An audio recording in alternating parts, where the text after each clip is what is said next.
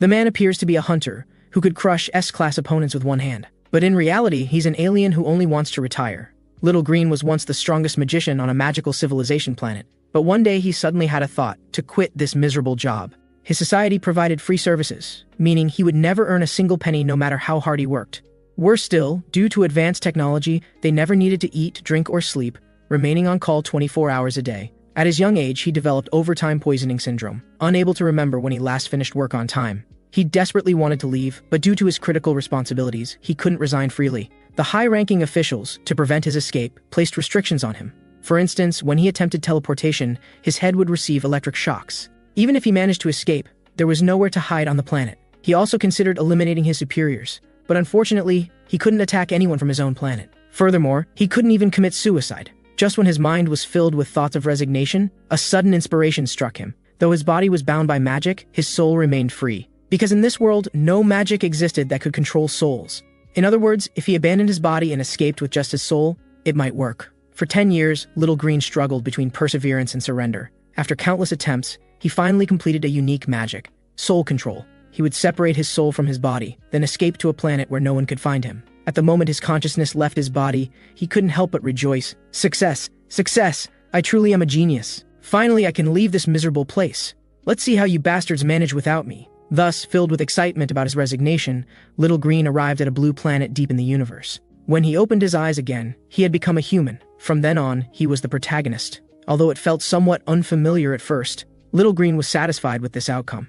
After all, he had successfully retired, hadn't he? Next, he sensed the condition of this body, then prepared to access the original owner's memories to seamlessly integrate into this society. He wanted to disguise himself so perfectly that even this body's parents wouldn't notice. The plan was perfect, but reality proved harsh. The body's memories were fragmented and discontinuous, impossible to recall. Meanwhile, a sudden sharp pain surged through his abdomen, as waves of acid rose from his stomach. Damn it, this body was actually starving to death.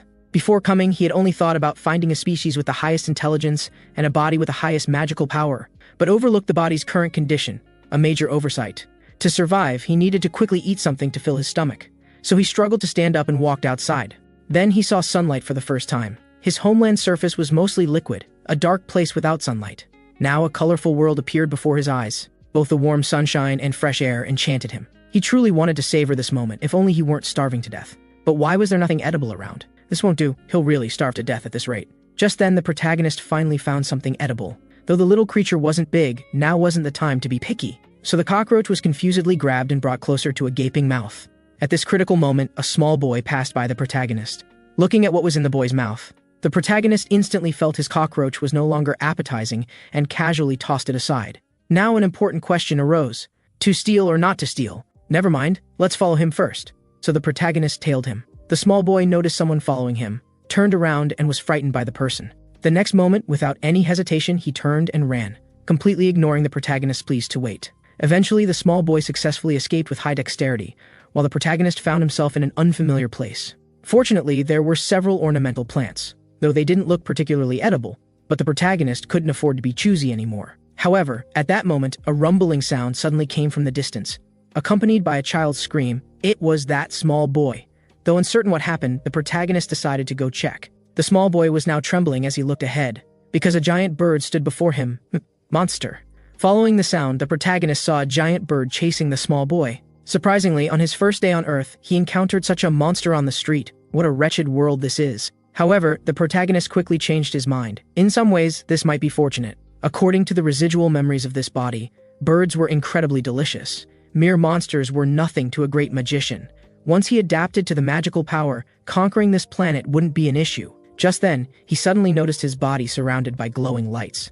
This sensation of every cell being scanned was magical power. But what about this quantity? It was far too abundant. If the magical power in his homeland only reached his feet, then the magical power here was like falling into a swimming pool. At this moment, the protagonist felt energized. In such a magically rich place, he would be omnipotent.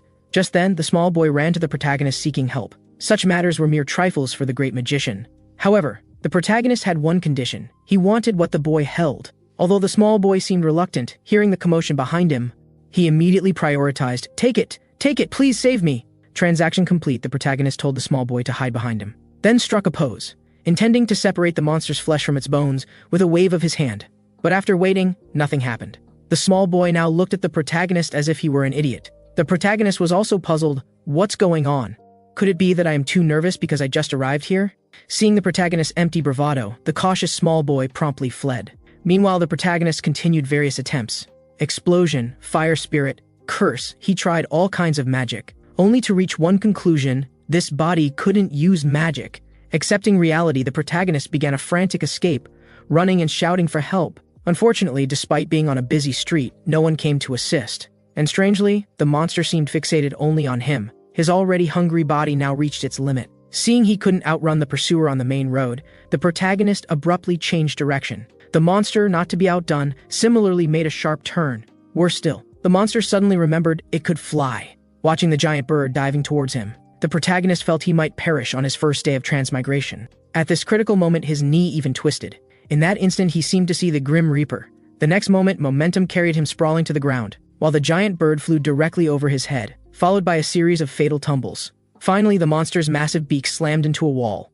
The protagonist, watching feathers flutter through the air, couldn't immediately comprehend what had happened. Then he approached to check. Looking at the motionless massive body, he fell into contemplation. Did it kill itself by crashing into the wall? Was this creature an idiot? He really wanted to ask Earth scholars how such a stupid creature evolved. But now wasn't the time for such thoughts. The protagonist, rubbing his flattened stomach, drooled uncontrollably. This bird should be edible, right? After all, being organisms from the same planet, their physical components were similar. However, before he could figure out how to begin eating, he suddenly heard sounds from behind. The protagonist turned to see a sharp-dressed professional woman before him. It turned out the small boy had loyally gone for help. Xuan Yuyan was a professional hunter, so she knew what the monster was. Ficino SS was a bird species, living in spatial gates in desert regions, possessing speed comparable to missiles. No hunter below C-class could match it. Therefore, to prevent numerous casualties, she needed to eliminate it quickly. However, when she arrived, this was the scene she encountered. At this moment, she doubted her perception. Did he defeat it alone? Just then, the small boy and a police officer also arrived. The officer approached to thank the protagonist for capturing the monster, while Xuan Yuyan knelt to examine the monster's cause of death, which appeared to be killed head-on. Could this man be a C-class or higher hunter? The protagonist cared about nothing else. Upon seeing the small boy, he had forgotten everything else. He extended one hand, looking seriously at the boy. "You haven't forgotten our agreement, have you?" Hearing this, the small boy, though reluctant, handed over the item to the protagonist. The protagonist drank it without hesitation. At that moment, he finally felt alive again. Xuan Yuyan watched this scene speechlessly. Is he stealing candy from a child? But she said nothing. Xuan Yuyan extended her hand, expressing gratitude to the protagonist. Then the protagonist shamelessly grabbed her hand with his own, covered in unknown fluid. Xuan Yuyan instantly felt defiled and, disregarding politeness, pulled out a tissue to wipe her hand. Simultaneously, she asked him to show his hunter's license, as she needed to report to the association. But the protagonist had never even heard of such a thing, so he made up an excuse, saying he didn't have it at the moment. Hearing this, Xuan Yuyan didn't say much, just asked for his name so she could check through the hunter system. Unexpectedly, the protagonist looked guilty, as he didn't even know the body's name. Seeing his expression, Xuan Yuyan first fell silent, then asked incredulously, "Have you not registered as a hunter? What about the awakening test? You should know that using abilities at will without registration is illegal." The protagonist couldn't understand what she was saying, but he knew things were getting awkward. So he lied that of course he had registered, he just left his hunter's license at home. Then he asked her to wait there while he went home to get it. Without waiting for her response, he turned and left, while secretly deciding never to take this route again. Back home, the protagonist easily found his ID card. But no matter how hard he searched, he couldn't find a hunter's license. Unsurprisingly, the original owner hadn't registered. He also discovered some unknown items at home, and just then he realized the original owner was even a smoker. At this moment, the protagonist nearly died of anger. Smoking was a major taboo for magicians. Since magicians needed to sense and absorb external magical power through their respiratory system, such self-harming actions to the lungs were unimaginable to them. No wonder this body couldn't use magic. The protagonist now regretted not filtering out flawed bodies, but he quickly recovered. After all, he had gone through countless hardships to escape. He couldn't give up over such small matters. A happy, fulfilling life awaited him. Then, just hours after arriving on Earth, he was arrested, because when he went out again, he was starving. He had a hard time sniffing around and finding a restaurant with a full meal, only to be arrested for dining and dashing since he had no money. Fortunately, a police officer recognized him as the hunter who had resolved the monster incident and let him off. The protagonist deeply thanked the officer for the help, bowed in gratitude and prepared to leave. Before departing, the officer handed him a flyer. It turned out the officer could tell the protagonist hadn't registered as a hunter, so kindly reminded him to go to the Hunters Association for a free awakening test. Though the protagonist still didn't know what awakening was, seeing the officer's expression This must be common knowledge for Earth people. So he decided to check it out first. Then he remembered, the original owner had been here before, but the original owner had only awakened at the lowest F-class level. Realizing this, the protagonist felt as if struck by lightning. While the protagonist was stunned, he was suddenly interrupted by a voice. It was Xuan Yuyan, who had finished dealing with the monster and returned to the association, and happened to see the protagonist. She wondered why the protagonist was here, and also wanted to check his hunter's license. The protagonist then recalled that he had just lied to her about going home to get his license. Fortunately, having recovered some memories, the protagonist apologized and admitted he had lied. He actually didn't have a hunter's license, and Xuan Yuyan was speechless. "No wonder I waited so long and you never came back." The protagonist then explained he had already taken the awakening test, but his level was too low to apply for a hunter's license. Xuan Yuyan was confused, while the protagonist proudly declared, "I'm F-class!" Hearing this, Xuan Yuyan was shocked. "What? Then how did you defeat Ficino SS?" The protagonist replied that the stupid bird died by crashing into a wall. The answer was so bizarre that silence fell over the atmosphere. Though not impossible, why didn't Xuan Yuyan quite believe it? After all, looking at his expression at that time, it was like looking at insects, not the demeanor an F-class weakling should have. But if he was lying, why would he hide his abilities? Usually only dangerous elements do that. Could this person be one of them? The perplexed Xuan Yuyan forced a smile and said, "You're lucky. Ficino SS isn't the brightest." Seeing her forced smile, the protagonist instantly understood Earth people express emotions by controlling facial muscles. This was something he needed to learn. And then the protagonist's lips slowly curved upward. "Yes, I'm really lucky." This smile, no matter how you looked at it, was full of criminal intent, leaving Xuan Yuyan dumbfounded. This guy definitely has issues. Better leave safely first. But before that, she took out a bill from her pocket and handed it to the protagonist. Little Green, receiving payment for the first time in his life, was overjoyed. What a generous person. But he was curious why. Xuan Yuyan explained it was his share from the Ficino SS corpse. Unexpectedly, the creature could be sold for money. The protagonist was so excited that tears flowed from the corners of his mouth. He didn't understand why the bird was so valuable. Was it the feathers? Little did he know the real value lay in the magic core. One C-class magic core was worth 2 million. The protagonist couldn't ignore this information and immediately questioned why he only received 50,000. Xuan Yuyan explained helplessly that the damage caused during the monster fight was compensated under her name, and if a certain person hadn't run away, he could have been exempted from hunter liability. At this moment, the protagonist felt a pain in his chest and apologized to her embarrassedly. Xuan Yuyan seemed to hear something incredible. Then she turned and left, saying as she walked, "It's fine, have a pleasant afternoon." Watching her departing figure, the protagonist gripped the bill tightly. Who would have thought that what was as annoying as flies on his home planet was worth 2 million here? To enjoy life on Earth, he needed a large sum of money. At this moment, the protagonist resolved to become a hunter. Honestly, until just then, he couldn't see his future clearly, as the original owner was too poor to even afford a bowl of soup. But now things were different. He knew hunters could earn money. If that's the case, from now on he would hunt with magic for a living, even though he currently couldn't use magic. Just as the protagonist was wondering where to find monsters, he overheard people discussing a spatial gate that had opened, so he followed their gaze. Indeed, he saw a spatial vortex emitting special magical power fluctuations in midair, so there were monsters inside. It seemed he needed to analyze it, but there were too many people here, making it inconvenient, and without a hunter's license, he couldn't enter. He wondered if there were others nearby. Suddenly, the protagonist paused, sensing a familiar energy. If he wasn't mistaken, there should be another spatial gate nearby. So the protagonist followed the energy up a mountain, progressing very smoothly, except that his body was so weak he nearly passed out from exhaustion. Looking at the yellow tape in front of him, the protagonist didn't know what it was, only feeling that Earth people's aesthetic taste needed improvement. Then he strode confidently toward the spatial gate. Shortly after the protagonist disappeared, another team arrived. This spatial gate had been frequently mutating recently, and they came to investigate the cause. As the group went deeper, not a single monster was spotted around. This phenomenon not only failed to alert some team members, but they even disregarded the warnings of the team's A-class hunter and Runsheng. Soon they paid the price for their ignorance. Meanwhile, the protagonist had advanced deep into the spatial gate, yet similarly encountered no monsters. This puzzled him. Could my understanding of spatial gates be wrong? Just then, he suddenly sensed a magical power fluctuation. This small but vibrant magical power came from humans. That meant someone had entered. The protagonist followed the magical power fluctuation to behind a huge rock, then witnessed the scene before him. What was a 4-person team moments ago was now reduced to 3. This sight terrified the other 2 members. Seeing this, Runsheng loudly warned the 2, "If you don't want to die, stay alert." But before his words finished, he felt a chill from behind. In this critical moment, Runsheng timely used his shield to create a barrier, blocking this fatal strike. Then he slammed the ground forcefully, using the momentum to leap high, followed by a swift, powerful kick to the stone creature's body. When everything calmed down, the stone creature had become shattered rocks. The other two looked at this scene in shock, as expected of an A-class hunter, even though he's defense type. And Runsheng ignored their flattery, telling them to quickly collect the remains and leave. However, soon he felt another chill from behind. This time he couldn't react in time, was directly grabbed, and then thrown like an insect. The other man in the team watched in horror. And the next moment, the stone creature's attack reached him. The man immediately swung his sword at the opponent, but upon contact, his sword broke into two. Following was him being sent flying by a punch. This scene completely terrified the last woman.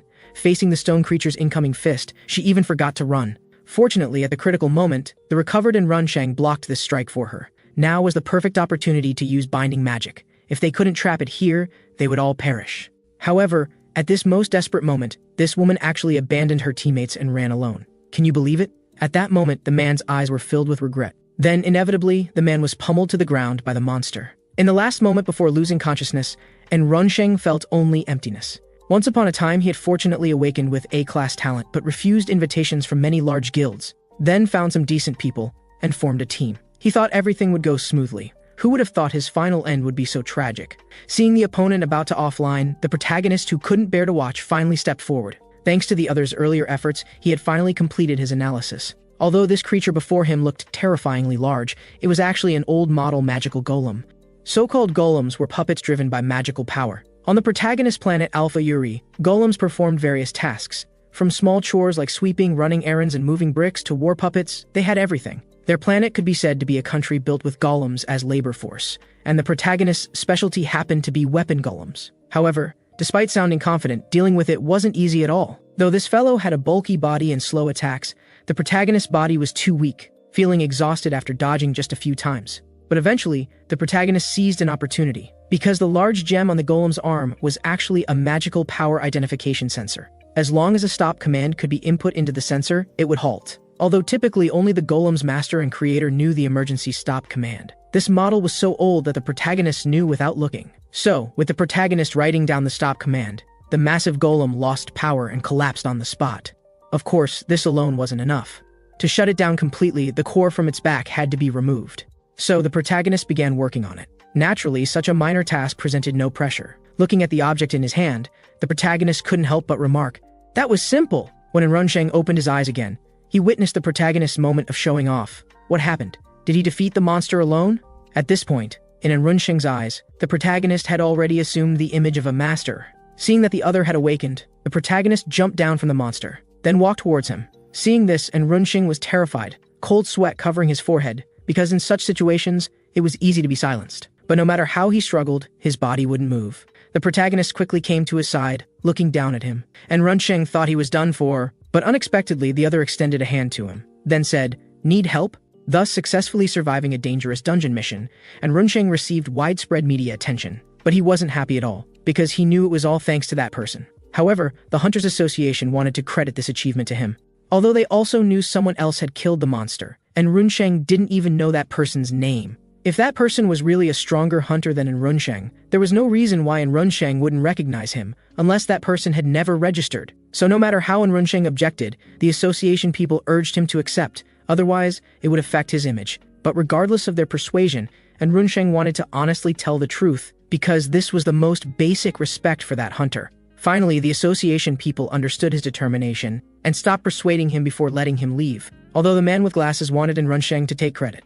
He similarly hoped to meet this hunter who was both powerful and principled. Meanwhile, the protagonist they were all thinking about was opening the door to a new world. Playing with a phone for the first time, he was deeply fascinated. Earth people are truly divine. Since accidentally unlocking the phone last night, he hadn't stopped. Everything on it captivated him. This was the paradise he had hoped for. Thanks to the phone, the protagonist easily obtained the information he wanted, learning that entering spatial gates required adherence to strict level systems. And all awakened who wished to enter spatial gates must register as hunters with the Hunters Association. At the same time, he also discovered that the previous person was actually A-class, but other matters needed to be set aside for now, because for him, the most important thing currently was to get a hunter's license. So the protagonist applied to become a hunter. The first thing after registration was to receive safety theory education about spatial gates along with others. The protagonist listened boredly, summarizing it as, "Don't be too cocky in front of monsters." After the safety education, staff members distributed equipment to everyone. The protagonist looked confusedly at the object in his hand, not understanding what it was. Unexpectedly, in this era, there were still people who didn't recognize this thing. Others ridiculed him, asking if he was from outer space. The protagonist nearby heard this and broke out in a cold sweat. What's going on? Has my alien identity been exposed? The staff told the protagonist this was a standard analyzer, then explained how to use it. Once everyone had their equipment, the education lady asked everyone to point their lenses at the butterfly in the air. The protagonist followed instructions and took a photo, which immediately displayed the monster's level and name. So that's how Earth people identify enemies. Additionally, the staff told the protagonist this analyzer could not only analyze monsters but also detect equipment. Hearing this, the protagonist immediately took a photo of the staff member. The results showed nothing. It seems this person is not good enough. Then the protagonist started using it on nearby plants, and indeed, information was displayed. But when he used it on the ground, nothing was shown. The protagonist didn't understand why. Could it be that this device only recognizes things with magical power? Determine whether an item is useful or not based on whether it has magic power. Although it is convenient, it is not very accurate. After all, some things are very useful even without magical power. These ordinary soils being a typical example. Because soil can be used to make mana absorption agent, a rare item. However, looking at the situation, no one here seemed to know this.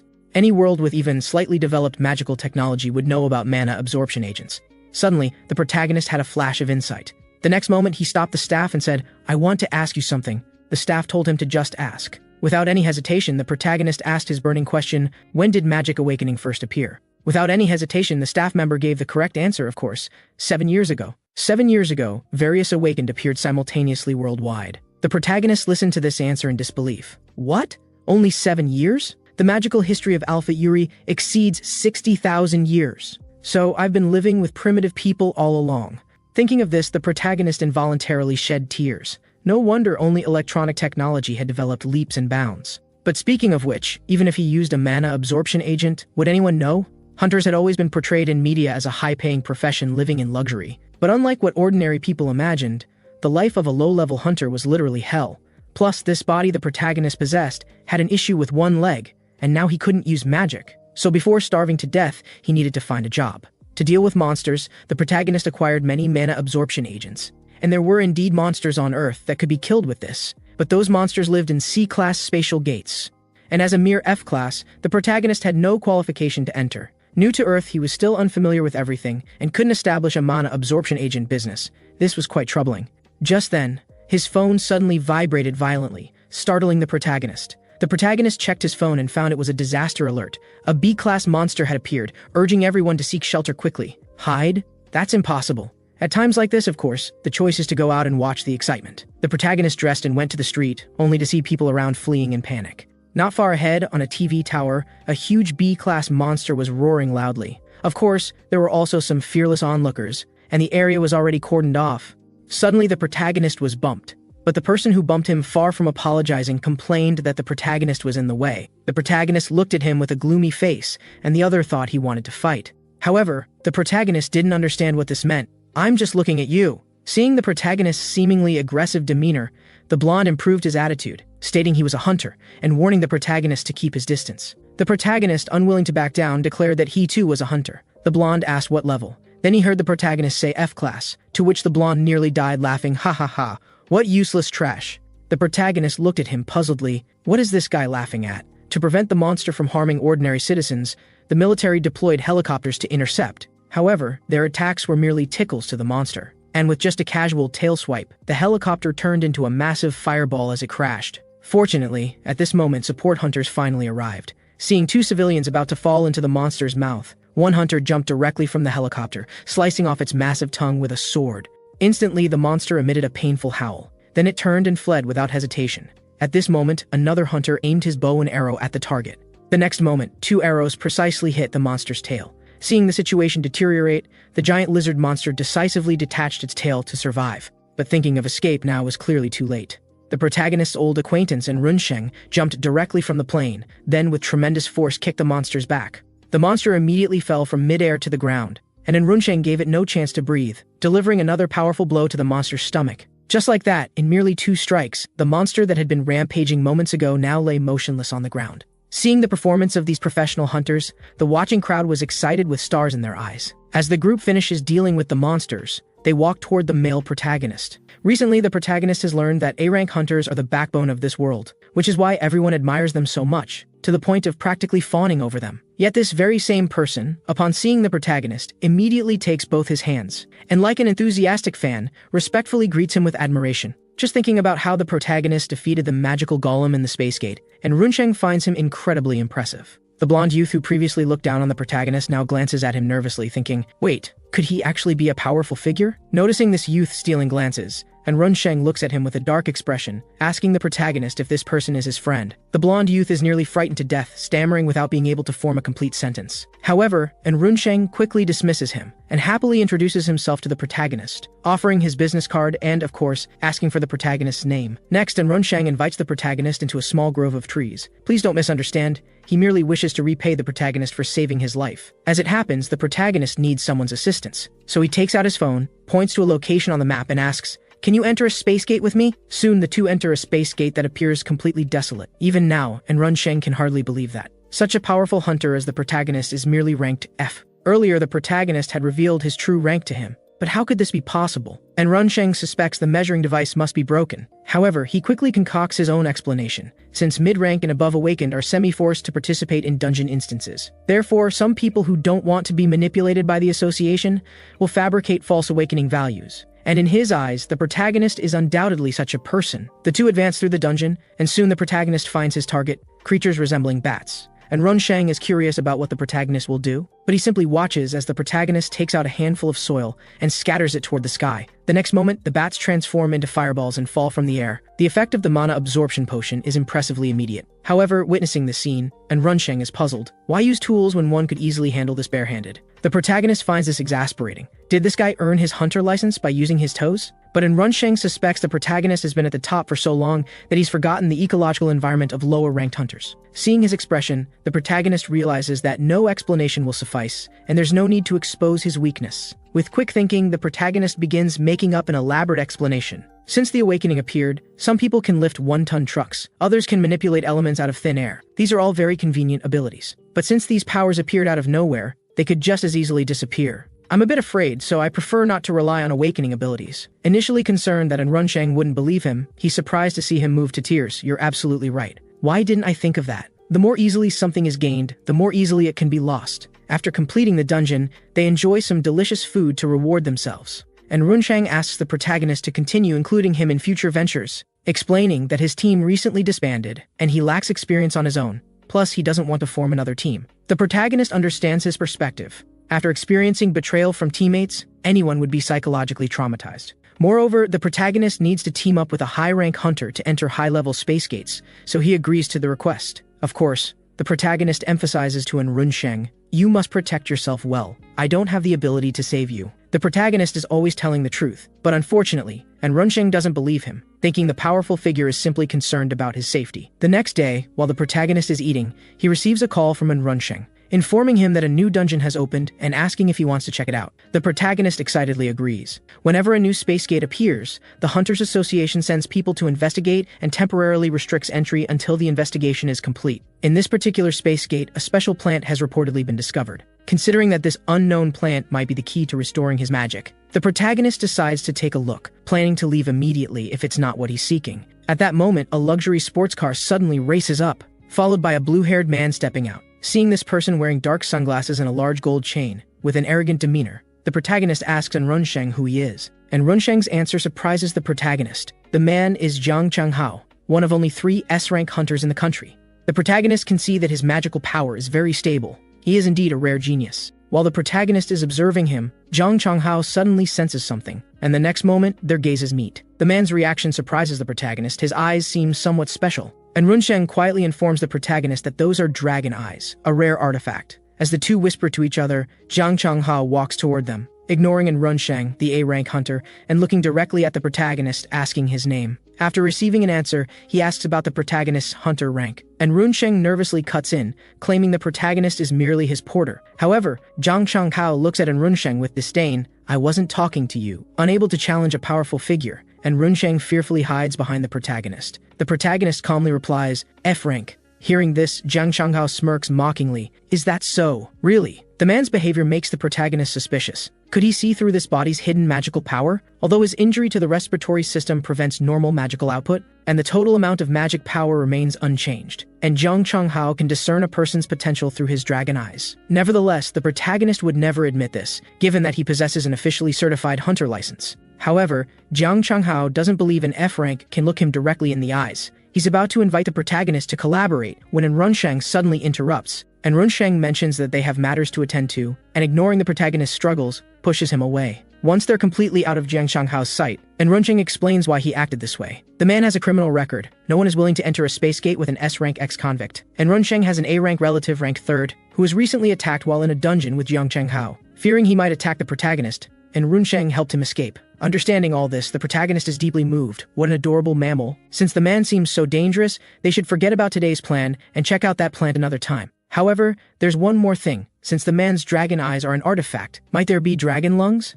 If the protagonist could get a replacement, wouldn't that solve his inability to use magic? And Runsheng helps look into it and discovers that such an item indeed exists, with a somewhat reasonable price. 2.6 billion. What? 2.6 billion? One sentence immediately extinguishes the protagonist's enthusiasm. He'd rather not have known. The broke protagonist sheds tears of frustration. Soon they part ways, and the protagonist takes a taxi home. In the car, he researches information about Zhang Changhao, finding him increasingly terrifying. If only he hadn't looked at him earlier. What if he intends to harm him? As the saying goes, speak of the devil. A supercar suddenly appears behind the taxi, then accelerates and crashes into the taxi. With a violent screech of brakes, the taxi spins several times. Finally, it hit a pole on the side of the road and stopped. The protagonist tumbles under the seat. The recovered driver nervously looks back at the protagonist, sees that he's uninjured, then exits the car ready to curse. Do you even know how to drive, you? But then, Zhang Changhao steps out of his car. I'm truly sorry, haven't driven in a while and mixed up the brake and accelerator. He then takes out his phone, asking for the protagonist's contact information, claiming it's to resolve the accident. As for the driver, he tosses him a handful of money and tells him to leave. The protagonist watches this divine-level maneuver speechless. With the money in hand, the driver flees in an instant, leaving Zhang Changhao to once again demand the protagonist's phone number, saying he has no cash left and will transfer medical expenses to him later. Is this really how car accidents are handled? The protagonist feels like he's witnessing something entirely new, but he provides his phone number nonetheless. And just like that, an S-rank hunter goes to great lengths to finally add an F-rank hunter's contact information. Zhang Changhao was originally a rich second-generation heir, but he has a record of special violent behavior. Although he found a powerful lawyer to resolve the matter, the internet is filled with negative information about him. His biggest scandal occurred several years ago when his parents died due to a Spacegate outbreak. After the incident, Zhang Changhao immediately sold his parents' company, causing many to suspect he did something unfilial for money. Of course, those are just rumors without any evidence. Now, Zhang Changhao looks at the protagonist with interest. I have a lucrative job offer. Would you like to hear about it? After hearing Zhang Changhao's job proposal, the protagonist wonders, could it be that the man sees potential in this body? Does that mean when he regains the ability to use magic, he could easily bring this planet under his control? With this thought, the protagonist responds haughtily, I can't enter S-rank space gates now, so I don't know if I can work with you. However, Zhang Changhao's next words pull him back to cold reality. What are you thinking? A hunter of your rank couldn't possibly enter high-level space gates?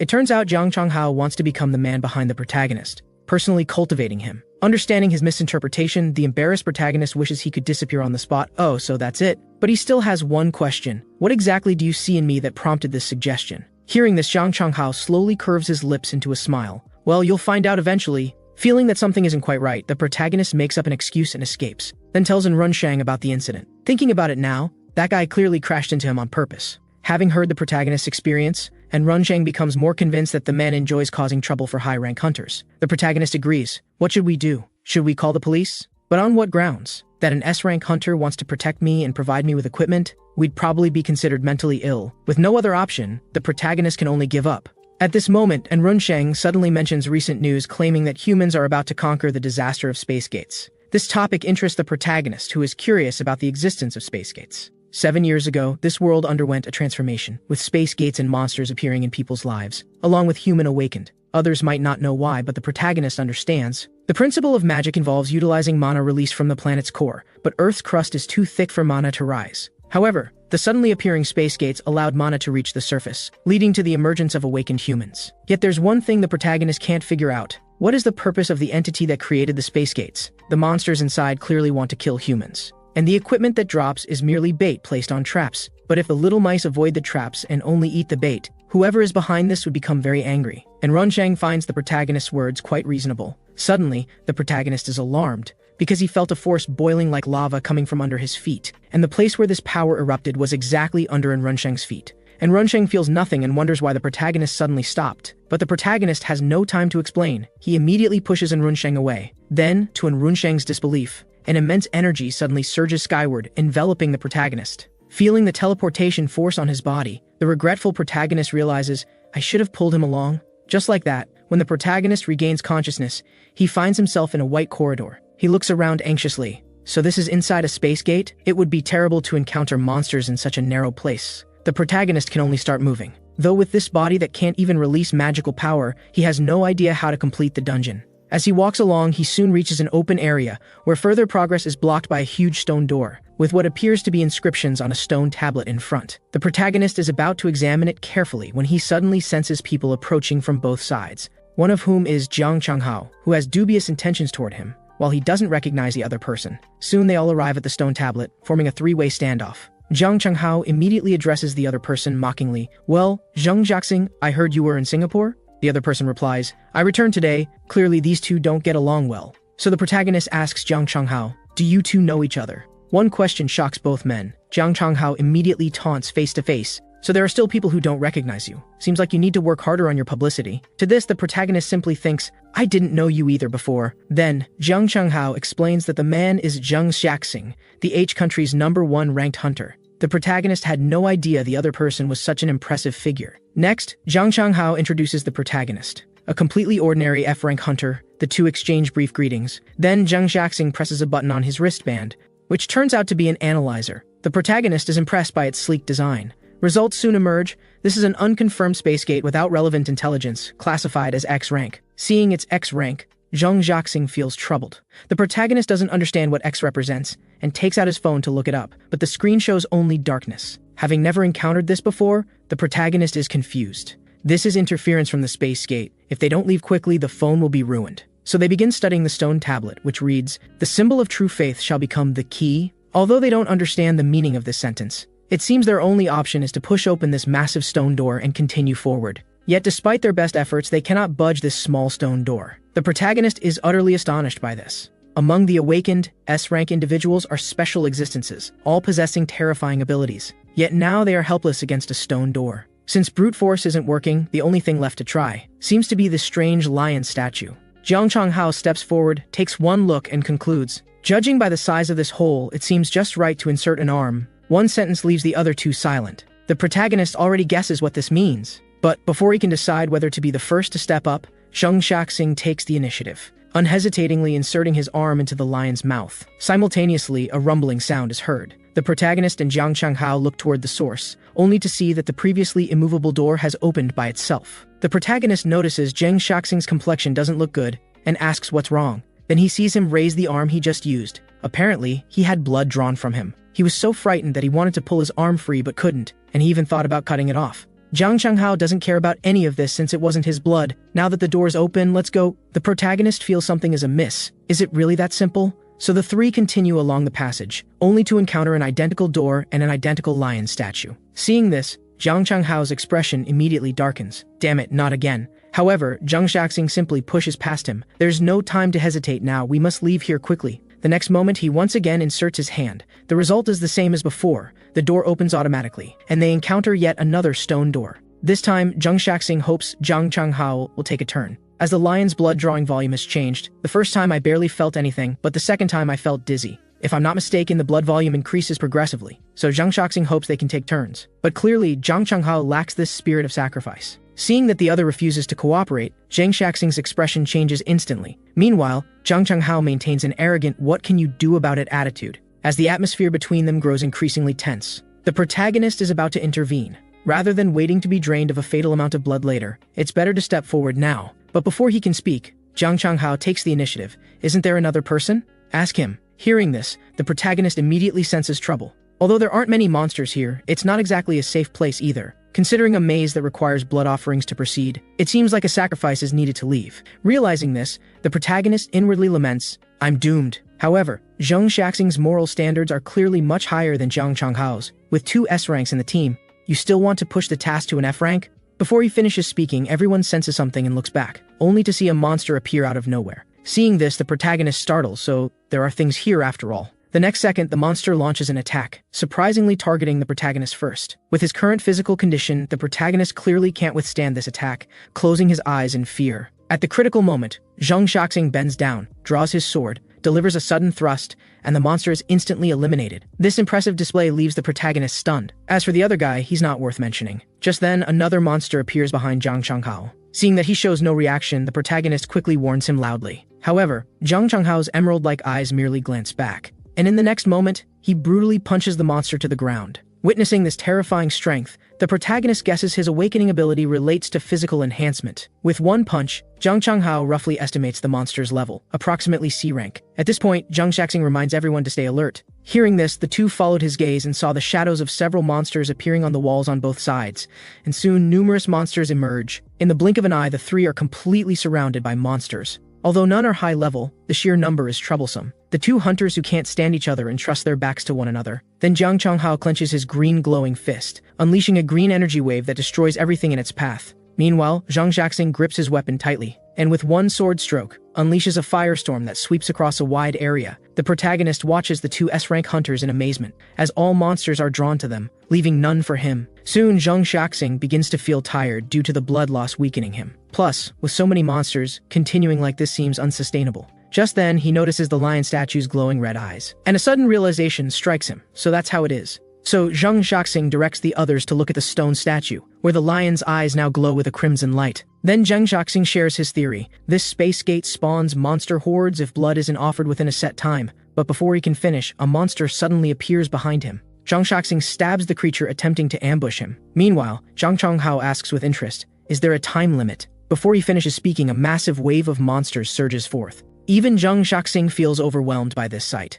No longer counting on Zhang Changhao, he shouts the protagonist's name, hoping he'll offer blood first. Unexpectedly, before the protagonist can respond, Zhang Changhao suddenly turns around, and without any hesitation, charges toward the statue. Despite countless monsters blocking his path, he doesn't pause for a moment, finally succeeding in inserting his arm. The next instant, countless monsters dissipate like ink. Both the protagonist and Zhang Shaxing are shocked by this sight, as the door to the next level slowly opens again. Now Jiang Chenghao turns back and asks, who's next? Zhang Shaxing suggests they take turns, as the F-rank probably couldn't handle it. Truly a national hero with admirable character. Thanks to him, the protagonist hasn't even dirtied his clothes yet, making him feel somewhat embarrassed. And so, the three pass through several more stone doors. By now, due to excessive blood loss, even Zhang Shaxing, the strongest hunter, can barely stand. Seeing this, the protagonist hurries forward to support him, asking if he's alright. With a pale face, Zhang Shaxing says, I'm fine. These sudden-type space gates are generally small in scale. We should be near the exit. The protagonist looks at the still energetic Zhang Changhao, relieved that it's his turn to open the door. However, at this moment, Zhang Changhao suggests they stop, as no one can guarantee how many more doors lie ahead, and both men's bodies are nearly at their limits. Zhang Changhao believes they might have missed some clues and should go back to look. Zhang Shaxing feels he's just stalling, perhaps even planning to attack him during a monster wave, just as he did to Choi Jin before. Faced with this suspicion, Zhang Changhao falls silent for a moment, then without further words, turns and walks toward the statue. However, regarding Choi Jin, he maintains it was just a misunderstanding. I also understand why I'm not trusted, given my prior record. Now Zhang Changhao looks back. Zhang Shaxing, you're too wary of me. Even if it were your turn to offer blood, I would still suggest checking the rooms again. As he speaks, he has already inserted his hand. This time he's clearly struggling too. Seeing this, Zhang Shaxing approaches with concern, asking if he can continue. Zhang Changhao claims he's fine. He brought recovery potions and can manage 2 more times. He begins rummaging through his bag. Zhang Shaxing suggests that if they don't see an exit at the next room, they'll try something else. The protagonist watches Jiang Chenghao take out a recovery potion, thinking this person seems quite normal after all, and contemplates whether to help support him. But then he watches as Zhang Chenghao swings the bottle at the completely unprepared Zhang Shaxing. With a thud, the bottle makes intimate contact with Zhang Shaxing's skull. And just like that, the mighty No-1 second-rank hunter is knocked out cold. Zhang Shaxing lost consciousness on the spot, and the male protagonist next to him was stunned. Zhang Changhao seems very satisfied with the result. Didn't expect this trick to work so well. With cold sweat forming, the protagonist asks Zhang Changhao why he did this. Zhang Changhao explains, this space gate resembles the Iron Maiden space gate that appeared in Northern Europe. If I'm not mistaken, hunters entering this space gate can only leave by sacrificing one person. And from recent survival rate statistics for X dungeons, it's unrelated to hunter rank. The survival rate is only around 60%. So just to be safe, Zhang Shaxing will have to take one for the team. The protagonist thinks carefully. He does have a point. If someone must be sacrificed, better not be himself. Besides, with 2 S ranks here, surely the responsibility wouldn't fall on an F rank? Despite this reasoning, the protagonist ultimately feels guilty. So when Zhang Changhao prepares to insert Zhang Shaxing's arm,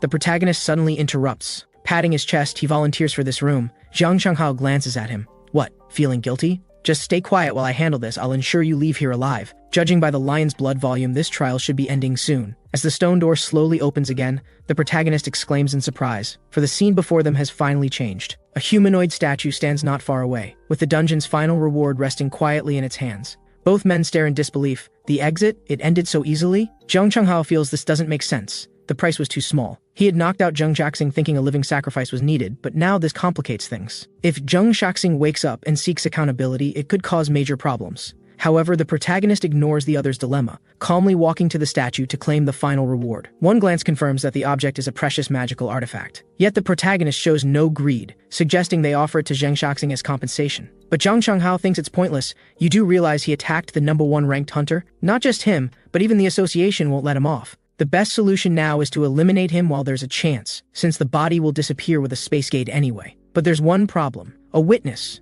Zhang Changhao doesn't believe the protagonist will keep his secret. When the protagonist asks what he plans to do, kill him? This question saddens Zhang Changhao. I couldn't bear to, but I do have a small request. Placing his hand on the protagonist's shoulder, he stares with ill intent. Could you say that you were the one who knocked out Zhang Shaxing, and his reason for doing so was simply to test the protagonist's true nature? Zhang Changhao's eyesight differs from normal people due to his dragon eyes, a rare artifact obtained from the A-rank monster Green Dragon. Through them, he can not only enhance magical power and see great distances, but also directly determine a person's awakening value. Since acquiring these eyes, he's never had to squint to see anything, until he recently met the protagonist. Seeing unusual magical power in him, he immediately approached to ask his name and rank. Upon learning the other was merely an F rank, Zhang Changhao's first thought was that this was a lie, because an F-rank hunter simply couldn't look him in the eyes. To ordinary people and low-level awakened, high-level awakened like him emit a deadly danger like fierce beasts. To verify this, Zhang Changhao later visited a convenience store he hadn't been to in a long time,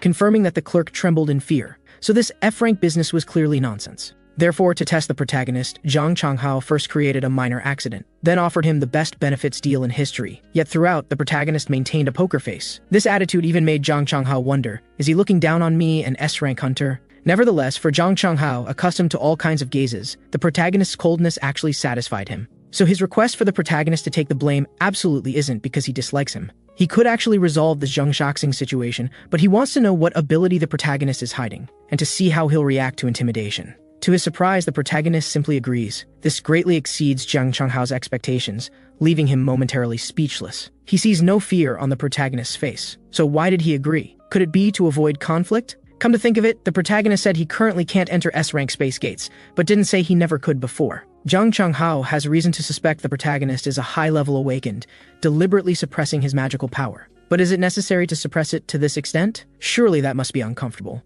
Although tempted to provoke him further, that's enough for today. For now, it's best to leave this cursed place. What he doesn't know is that beneath the protagonist's calm exterior, his heart is racing. Finally survived. So with the protagonist in front and Zhang Changhao supporting Zhang Shaxing behind, the three head toward the dungeon exit. When the protagonist returns outside, he's immediately shocked by the scene before him, as reporters are packed densely not far away. Seeing someone emerge alive, these waiting reporters become excited, with camera shutters continuously clicking. Simultaneously, reporters frantically begin asking questions. What's inside the space gate? What level are the monsters? Are there other survivors? It's only now that the protagonist realizes why there are so many people. All exits converge here. But before anyone can get answers from the protagonist, the reporters all widen their eyes in disbelief. They watch as Zhang Changhao carries the unconscious Zhang Shaxing out from the space gate. 2 S-rank survived, but why is Zhang Shaxing unconscious? Meanwhile, association staff members immediately approach to inquire about the situation. Though they have many questions, their first concern is why Zhang Shaxing is unconscious. The staff initially think Zhang Shaxing was attacked by a secret mechanism inside the space gate. To everyone's surprise,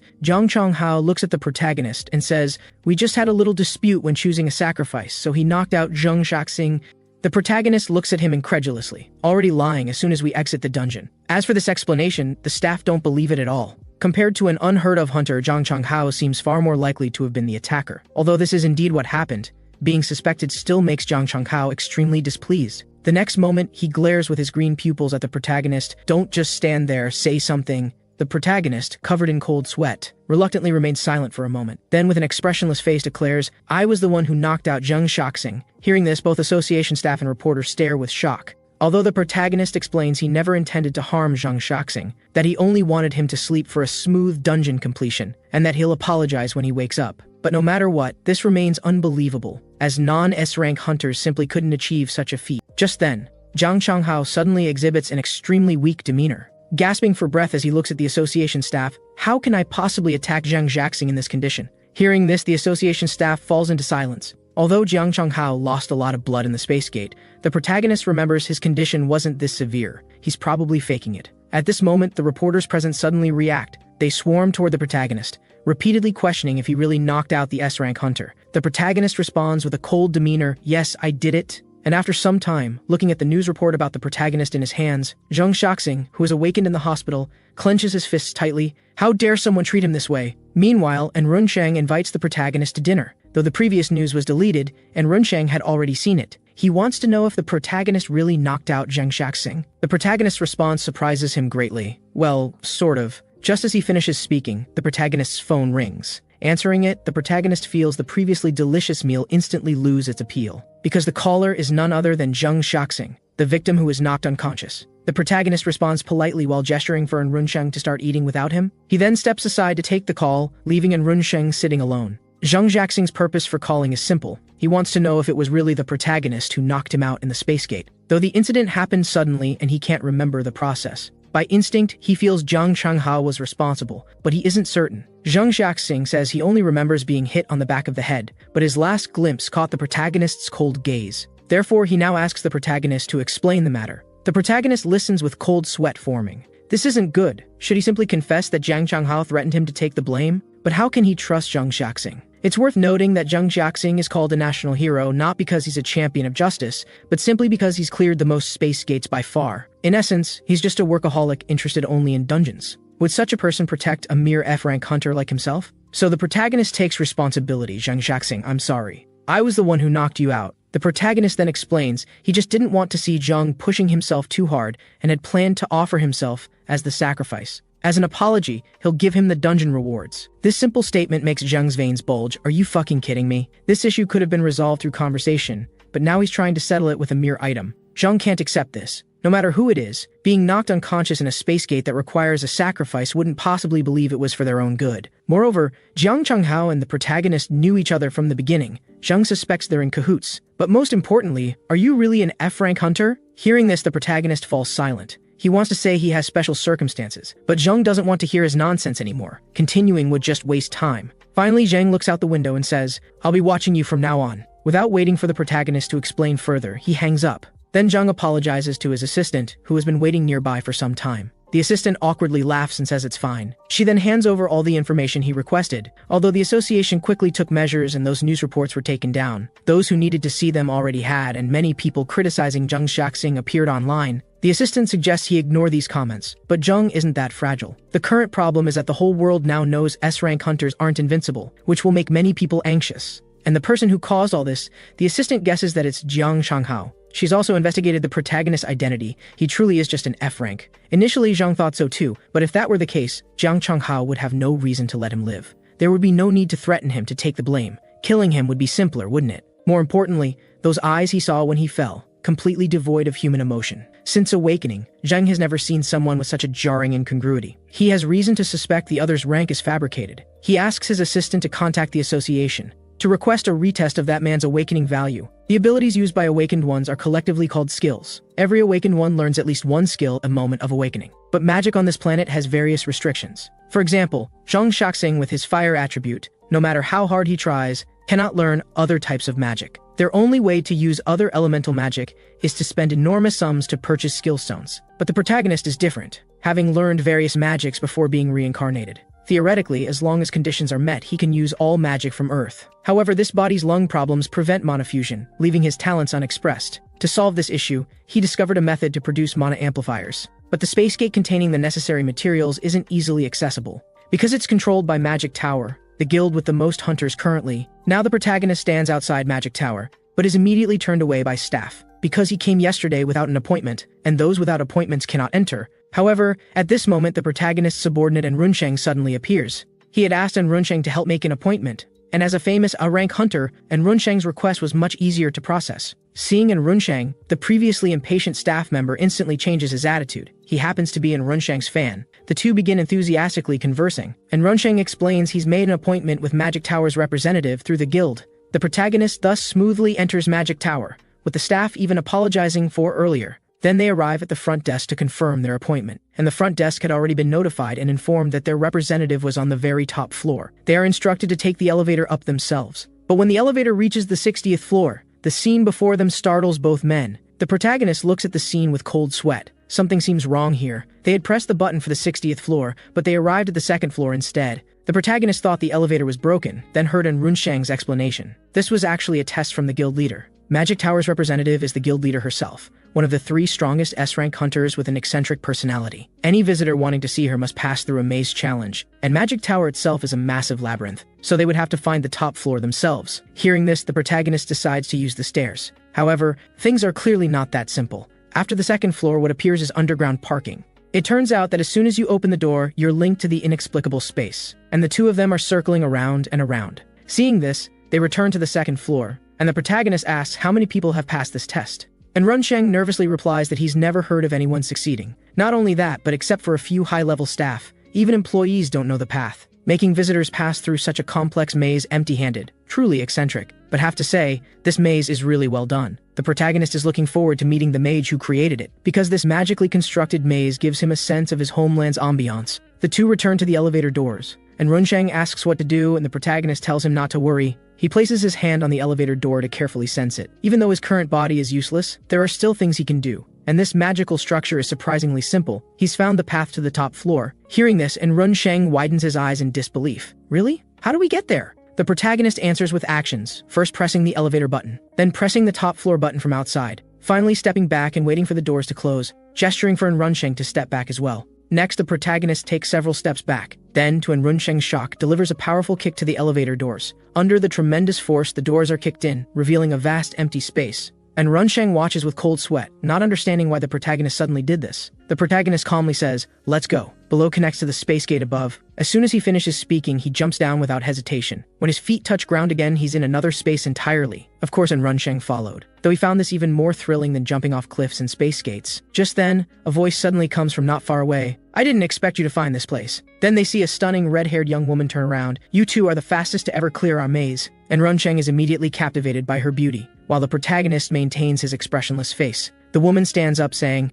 "I didn't expect you to find the hidden passage, but your luck ends here. Because from now on, you'll be facing me, Magic Tower Guild representative, Esther." Next, Esther invites them to sit, then asks Enrunsheng to introduce the protagonist, expressing interest in him, because ordinary analytical skills couldn't possibly find her maze's passage. Yet the protagonist solved it so easily. Meanwhile, the protagonist realizes this is the maze's designer, indeed eccentric as rumored. He then introduces himself. Esther smiles at the protagonist. "I like capable people. As fellow rare attribute holders, let's get along well." However, as an alien who has just crossed over, the protagonist doesn't understand what she means. What same rare attribute? It turns out Esther mistakenly believes the protagonist has awakened analytical skills, which are extremely rare. Meanwhile, Enrunsheng explains to the protagonist that Esther is one of the world's few curse attribute hunters. Only then does the protagonist recall that she's an awakened one, who kills monsters using various status effects. This world has only recently developed magic, and few can use complex spells. Most are like Zheng Shaxing and Zhang Changhao, relying purely on brute force. Even defense and recovery types like Enrunsheng are rare, while special ability users with appraisal, curse, or mind control skills are exceedingly rare. Realizing this, the protagonist begins to bluff. "Sorry, I didn't recognize you. I'm not well informed." Hearing this, Esther covers her mouth with a smile. "Someone as skilled as you in appraisal must be swamped with requests? I've been appearing on TV shows recently." With the small talk concluded, they move to the main topic.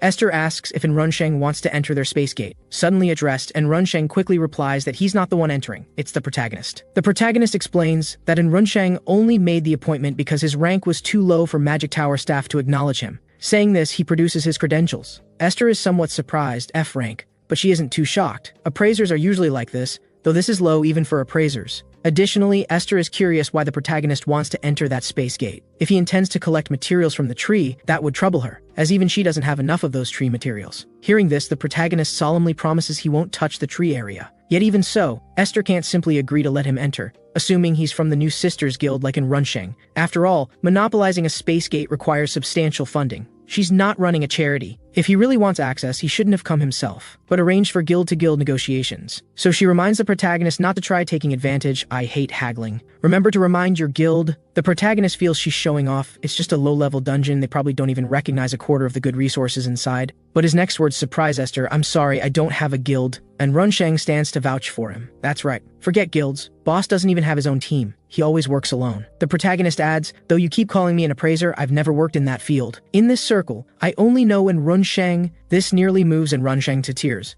The protagonist explains this is just a personal request. No guild will benefit from it. He's about to present his terms. He never expected free entry to someone else's space gate. But before he can finish, Esther suddenly interrupts. Wait, you mean? The previously cold and distant Esther now appears excited, her hair practically dancing with excitement. She eyes the protagonist like a hunter spotting the most delicious prey. Her expression makes the protagonist break into a cold sweat. What's going on? I haven't even offered my tempting terms yet, Esther exclaims. Join Magic Tower. I'll hire you immediately. That space gate is nothing. I'll give it to you for free if you come. Hearing this, the protagonist remains outwardly unmoved, but inwardly he's ecstatic. Wow, is this really happening? Meanwhile, and Runsheng quietly explains. Large guilds like Magic Tower have high circulation of magic crystals and equipment, so they desperately need appraisal talents. The male protagonist understood after hearing this. Humans on Earth can't judge magic crystal purity with the naked eye. To avoid being cheated, they need appraisers during transactions. While the protagonist is pondering, Esther suddenly extends her hand and announces, the signing bonus is 5 billion. Hearing this, the protagonist is shocked by her generosity and involuntarily exclaims, What did you say? Esther misunderstands, thinking the new Sisters Guild offered him an even higher price. She nearly howls in frustration. They already took in Runsheng. Why are they trying to poach another hunter she's interested in? And Runsheng nervously tries to calm her. Meanwhile, the protagonist is thinking about how many meals he could buy with 5 billion. Having calmed down, Esther smooths her hair and explains they've hired many excellent appraisers, so the workload isn't heavy. Though he heard clearly, the protagonist wants confirmation. You really want to spend 5 billion to hire me as an appraiser? Sensing an opportunity, Esther happily replies, Of course. At this moment, the protagonist is truly tempted. No need to struggle exploring space gates, just appraising equipment for a fortune. He's almost ready to agree. Then, Esther happily adds, the analysis department has flexible working hours. You only need to work 4 days a week. However, this single statement shatters the protagonist's fantasy. The words work deeply, triggering his sensitive nerves. I reincarnated to retire. Now you want me to sign a contract and go back to working in a company? No way. Having a job means overtime, reporting to supervisors, handling complaints from ordinary people. Just thinking about it gives the protagonist a headache. No, I absolutely refuse to work. By now, Esther has produced their highest paying contract. Even A-rank Hunter in Runsheng is shocked seeing it. Esther seizes the moment, and Runsheng, if you change your mind, we welcome you anytime. Not noticing the protagonist has already lowered his head in disappointment. Then his low voice comes through. I'm sorry, please forget about your previous offer. Hearing this, Esther is stunned. How much money do you want? The protagonist explains it's not about money. He simply doesn't want to join any guild. Esther looks directly into his eyes, confirming this is his true intention. Then her demeanor changes instantly. Is that so? Since you've decided, but will this be all right? Rejecting my offer means you'll spend a large sum to enter the space gate. The protagonist certainly can't produce such money, but he's prepared. I want to make a deal with you. Standing up, he says, I know of a miraculous substance. If mixed into cement and metal for building construction, it can, to a certain extent, immunize against any skill and absorb mana. Even monster attacks won't bring it down. Moving to the window, he continues, the entire magic tower is wrapped in a barrier. Maintenance costs must be high. The protagonist believes this is more than enough as an entrance fee. Esther listens with boredom, then responds coldly, this would certainly be enough. If the material actually works, the protagonist directly pulls out a bag of sand from his pocket. You can have as much as you want, only I know the location. And Runsheng immediately recognizes it as what the protagonist used against the fire bats earlier. But does this sand really absorb mana? Though using this as a condition seems somewhat unprofitable, that place has frequent visitors and would eventually be discovered anyway. Might as well earn some goodwill. Esther picks up the sand, curious if it really has such effects. Then she asks the protagonist, suspicious, trading such valuable information to enter a garbage space gate. You haven't made this deal with others, have you? Hearing this, the protagonist is speechless. Earlier she claimed her space gate was valuable, now she calls it garbage. Women, huh? The protagonist asks if he needs to promise not to tell others, while Esther wonders if he's getting a bad deal. While they're discussing, Esther's assistant brings coffee for everyone. Regarding the earlier question, the protagonist says, consider it mutual benefit between us rare attribute holders. In an instant, the protagonist and Runsheng have left, and Esther drinks her coffee as usual. But her assistant feels the representative seems somewhat unhappy, so she asks about it. Esther says it's not really unhappiness. She just played a joke on the client. This startles the assistant, Did she place a curse on the recent guest? Thinking this, the assistant immediately goes into mother hen mode. Representative, you promised not to do such things. Esther seems unconcerned. It's not a scary curse. The assistant asks what she used, and Esther happily replies, 30 seconds of sneezing. Hearing this, the assistant finds it trivial, but notes no one sneezed? That's right. When she activated her skill, that man should have sneezed.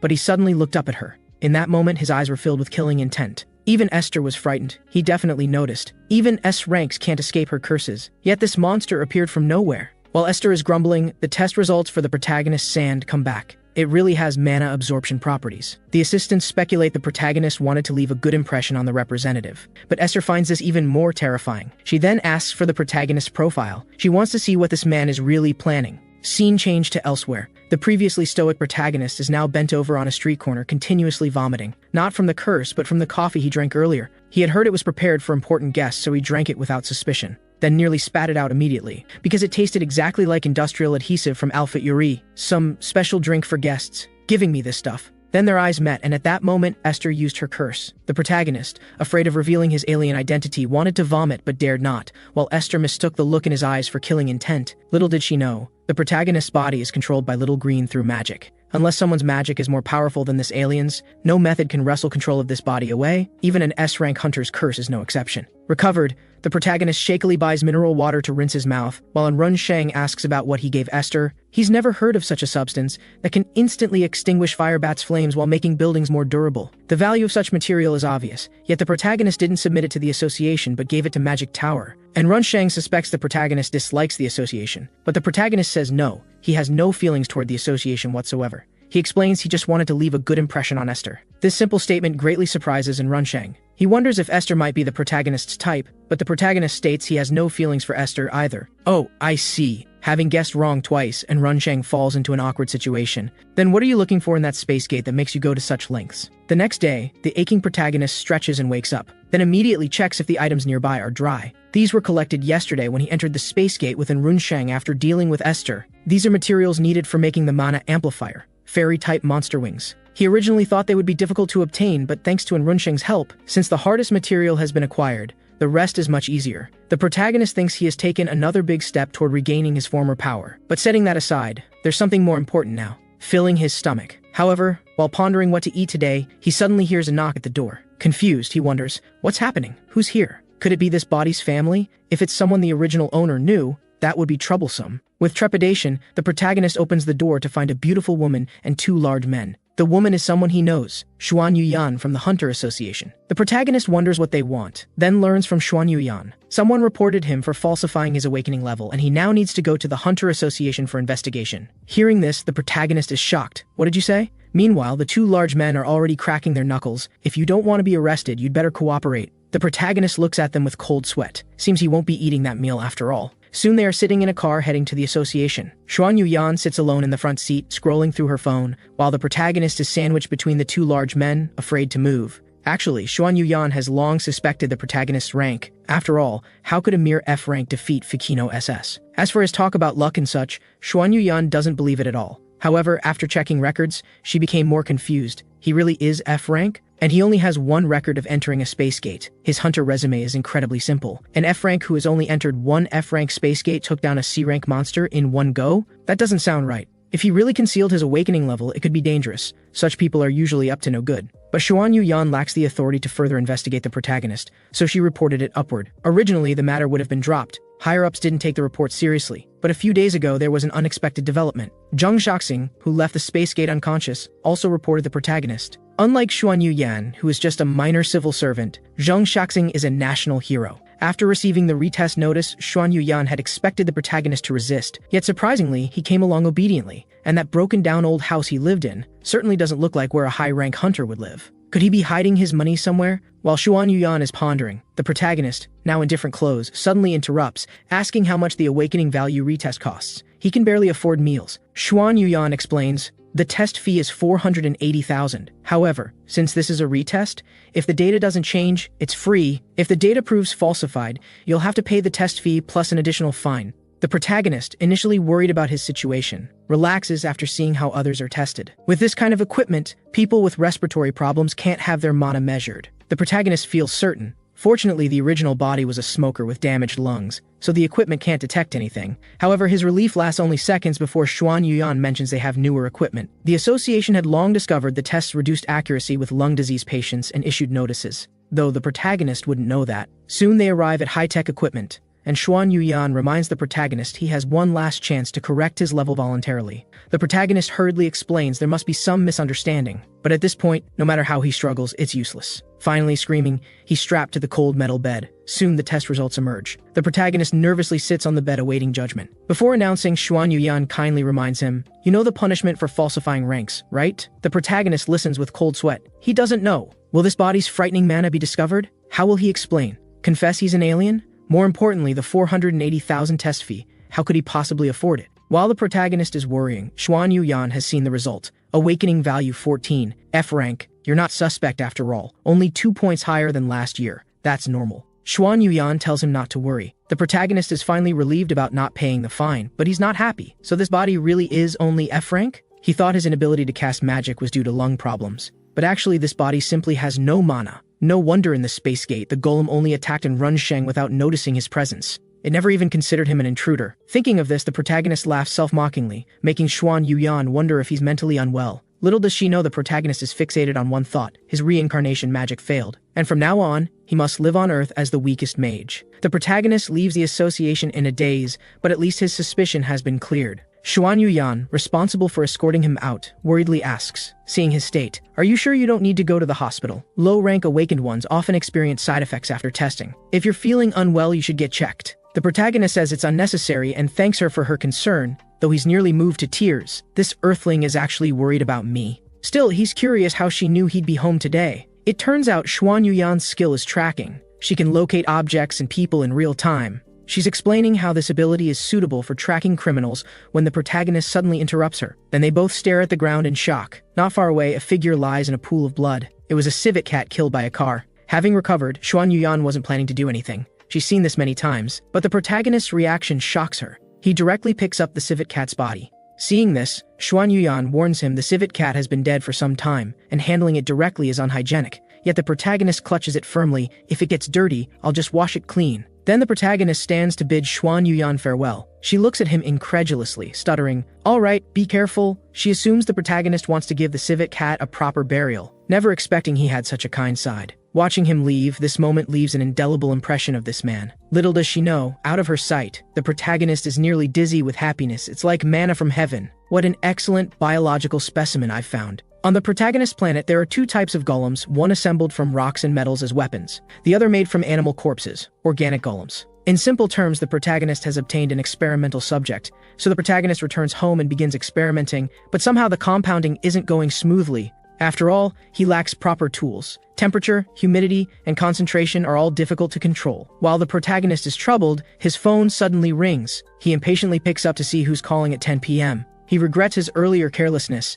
After returning from Magic Tower, he added an appraisal tag to his profile, not realizing this was public information. Since then, recruitment calls have been constant. He's tired of answering, so he hangs up. He's too exhausted to respond now. Suddenly, his phone vibrates again. He picks it up. What now? Then sees a chocolate advertisement pop up, saying meeting you at the convenience store. Having never seen such things, the protagonist thinks it's addressed specifically to him. So late at night, he walks alone toward the convenience store, despite feeling exhausted. But thinking this was specially prepared for him, not going would be too impolite. Before he gets far, he finds the road blocked by a van. The protagonist approaches to check, not understanding why someone parked here. How rude. He doesn't notice two people in the car watching him with malicious intent. Then, as the protagonist turns to find another path, a man suddenly rushes out from the car, followed by an ambush. The unexpected incident leaves the protagonist confused. Despite struggling hard, he can't break free. Thus, his consciousness gradually fades into unconscious. He doesn't know how long he's been unconscious. When he wakes up, he finds himself tied up. His eyes are covered with a black cloth, and he has no idea what's happening. At this moment, he feels that Earth is truly a terrifying place. He's been kidnapped shortly after arriving. Just then, a conversation suddenly reaches his ears. Is this the F-Class guy? Yes, we found an opportunity to capture him. Through their conversation, the protagonist can analyze that this isn't an accident but a premeditated plot. While the two continue chatting, their boss arrives. The boss immediately orders them to bow, explaining that before them stands their very important person client. Then he instructs his subordinates to check the merchandise, as the client wants to see it soon. It's at this moment that the protagonist realizes he is the merchandise. Originally, the protagonist was meant for another client, but upon seeing him, the very important person client slowly breaks into a smile. Then he alerts the others that their bound captive seems to be awake. Though the protagonist hasn't moved at all, he doesn't understand how he's been exposed. Before he can figure it out, someone steps forward and tears off the blindfold. A familiar figure appears before him, S-Class Hunter Jiang Changhao, who speaks with interest, long time no see. Seeing that the protagonist still seems confused about the situation, Jiang Changhao kindly explains. Apparently, because he broke through the Magic Tower maze, he's become quite famous in certain circles. And ironically, despite his high-level appraisal skill, this awakened individual has only an F-Class Hunter rank. So the protagonist with such weak combat ability, yet possessing such advanced appraisal skills, naturally became a target for criminals. His fate is also easy to predict. He'll be sold to wealthy individuals as a private appraiser. After all, many people don't want others knowing what high-level equipment they possess, and appraisers typically charge high fees. But as a slave, the maintenance costs are much cheaper. Additionally, those below D-Class are easily brainwashed, making them very convenient to use. Jiang Changhao states that he's done this himself, which is why he's a very important person client here. After explaining, Jiang Changhao mercilessly walks past the protagonist, who quickly asks if he's willing to help. However, Jiang Changhao says he's just a customer with other business to attend to, and waves goodbye. Looking at the arrogant kidnappers before him, the protagonist feels regretful. He should never have reincarnated to this damned world in the first place. Soon, the protagonist is thrown into a second-floor room and locked up to make space for the next product. At this point, one person reminds the other that they haven't blindfolded this guy, but the other says it doesn't matter, he's surely asleep. With that, the door slowly closes. However, the protagonist, who should be asleep in their eyes, opens his eyes. The protagonist doesn't understand why they've thrown him here alone. Aren't they planning to sell him immediately? While deep in thought, a faint, flowery scent suddenly enters his nose. Following the direction of the scent, he sees a special magical artifact sitting quietly on the table. This is a tool that induces sleep, capable of affecting even B-class awakened individuals. However, such artifacts are completely ineffective against the protagonist, a great mage. Of course, that's not important. What matters is escaping from here first. The protagonist struggles to untie his shoelace, biting one end and stepping on the other. Then he begins frantically rubbing the bandage binding his hands. Finally, perseverance pays off, and he successfully frees his hands. The first thing the protagonist needs to do next is call the police. After all, even if he's immune to brainwashing, being sold is still dangerous. But he searches everywhere and can't find a phone. Thinking about it, that makes sense. How could kidnappers make such a basic mistake? At this moment, the protagonist can't help but look at the sleep-inducing magical artifact nearby. Then he walks over and picks it up. Indeed, if he wants to escape, this is the only thing he can use. Meanwhile, two kidnappers are guarding outside a corridor. Initially bored, they suddenly sense something and turn around abruptly. Behind them, they see a golden light rising and smell a fragrance in the air. Upon seeing this, the two quickly cover their mouths and noses, standing vigilantly. But before they can figure out what's happening, an object like a meteor hammer suddenly strikes one of them in the face. At this point, the other finally realizes what's happening. Unfortunately, it's too late. Intense drowsiness sweeps over his entire body. Then the protagonist emerges from the doorway carrying the magical artifact. This thing is quite useful indeed. Afraid of being discovered, the protagonist immediately starts looking for an exit. Just then, his foot suddenly kicks something. Bending down to look, it's a phone. How fortunate. The protagonist immediately dials the emergency number to report the crime. Soon the call connects, and the voice on the other end asks what's happening. Hearing this, the protagonist immediately says he's been kidnapped and needs rescue. However, the other side seems unable to hear anything, and keeps asking him to speak louder. No matter how much the protagonist raises his voice, it's the same.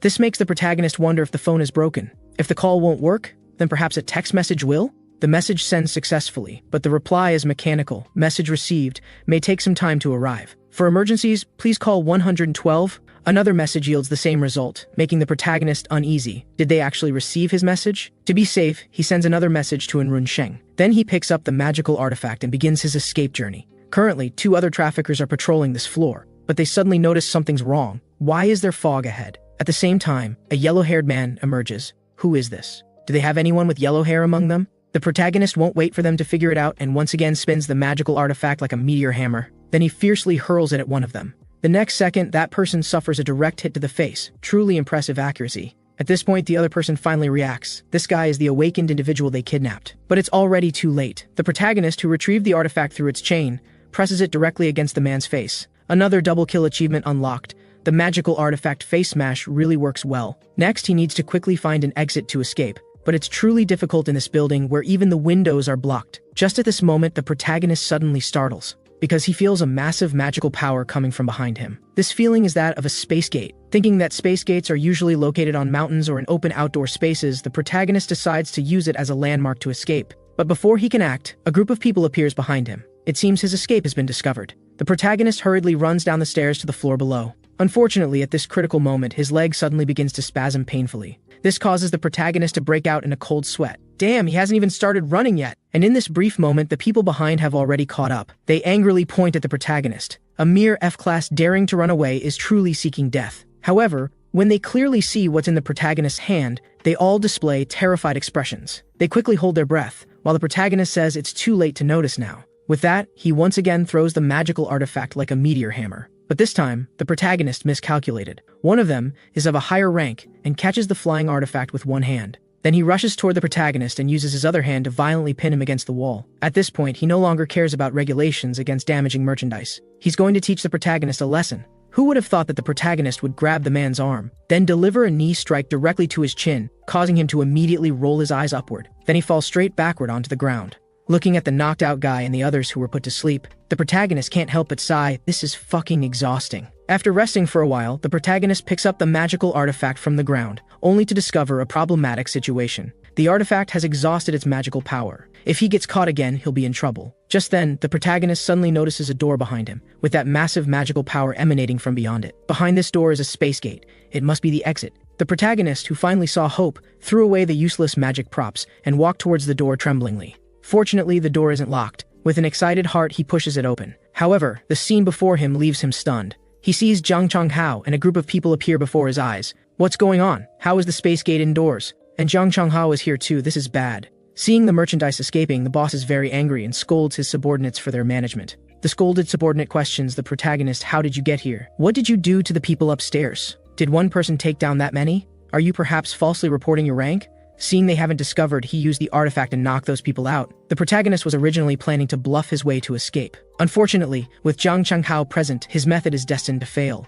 Even worse, the trafficker boss shamelessly asks Zhang Changhao to intervene. The protagonist can only despise him for this, ordering around a VIP, as if he would help. Who would have thought that Zhang Changhao would smile and agree? In gratitude, the boss says he can sell the protagonist to Zhang Changhao at a discount. Then Zhang Changhao walks up to the protagonist and says, "Did you hear that?" He says he'll sell you cheaply. What will you do? Do you want to escape now? There's a path behind you. If you run desperately, I'll let you go. However, the protagonist's next words leave him stunned. Zhang Changhao, have you ever seen me run? Hearing this, Zhang Changhao looks at him seriously, not once. Coming to his senses, Zhang Changhao looks at the other with a spirit full of fighting intent. Then let's have a match right here. Who would have thought the protagonist would directly surrender? No, I don't think we need to fight here. Hearing this, Zhang Changhao looks down at the protagonist. You knocked out everyone upstairs and walked to this point. How am I supposed to believe your surrender? His concern is reasonable. If it were the protagonist, he wouldn't easily believe it either. Just as the protagonist is thinking about what to do next, he suddenly feels magical energy approaching.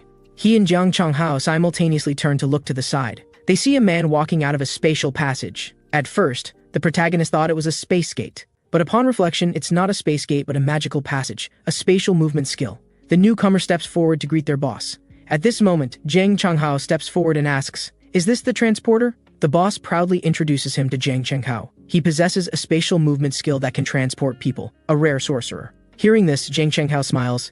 I didn't expect to meet the real person. Similarly, the boss introduces Zhang Changhao to the transporter. As the few of them chat animatedly, the suddenly neglected protagonist is thinking of using this opportunity to escape. Who would have thought that Zhang Changhao would suddenly strike, taking advantage of the transporter's attempt to shake hands with him? With full force, he punches the other's neck, directly sending him flying. This sudden development leaves the protagonist shocked. The trafficker organization's boss looks at Zhang Changhao with a terrible expression, questioning what he's doing. However, Zhang Changhao, who was just very enthusiastic, now looks at them like ants. It turns out his target all along was to eliminate this person. To do so, he spent a considerable amount of time gaining these people's trust. After all, spatial awakened individuals are too slippery. They immediately escape at the slightest sign of trouble, making it difficult to find an opportunity to strike.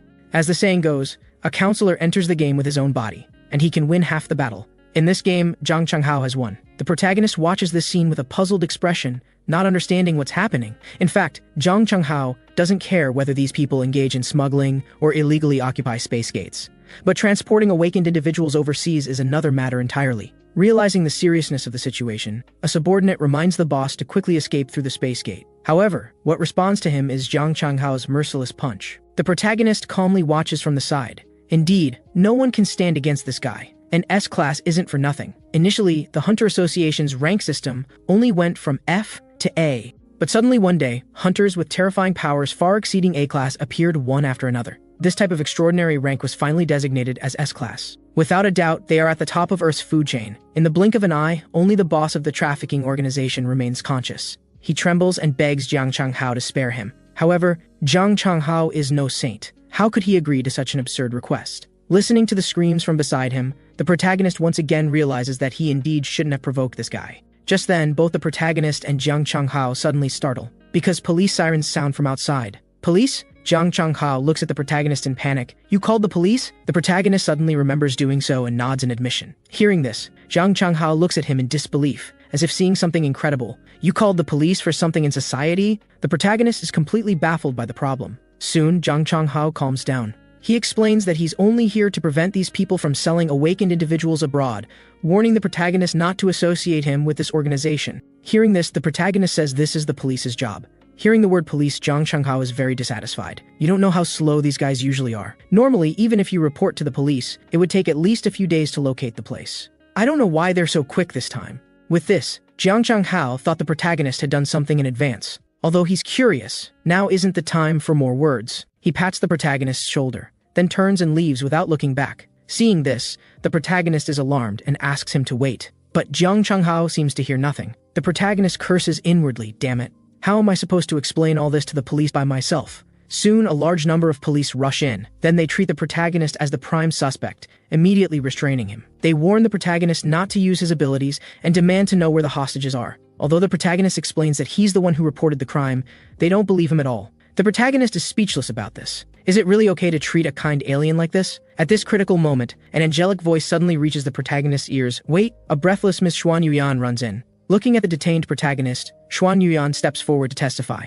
It was indeed he who called the police. This time the police believe without any doubt. They unlock the handcuffs for the protagonist and apologize. To this, the protagonist only wants to shout, I told you so. However, the protagonist is curious about why Xuan Yuyan is here, and she raises her phone to show him. It turns out Runsheng received the protagonist's distress message, but he was on his way to suppress a dungeon riot and couldn't come personally, so he passed this matter to Xuan Yuyan. Then Xuan Yuyan found this place through her tracking skill. No wonder the police arrived so quickly. While Xuan Yuyan is explaining, a loud shout suddenly comes from the side. It turns out the police have discovered through comparison that these people are all wanted human traffickers. They are the organization recently making headlines for selling awakened individuals overseas, and this place seems to be their meeting point. Hearing this, Xuan Yuyan is shocked. What? She's heard of this organization, extremely difficult to track, and now this organization seems to have been mostly wiped out. At this moment, the police captain steps forward to ask the protagonist, Did you do all this? The protagonist immediately denies, Not me, it was that madman Jiang Changhao. Hearing this, the captain looks unconvinced.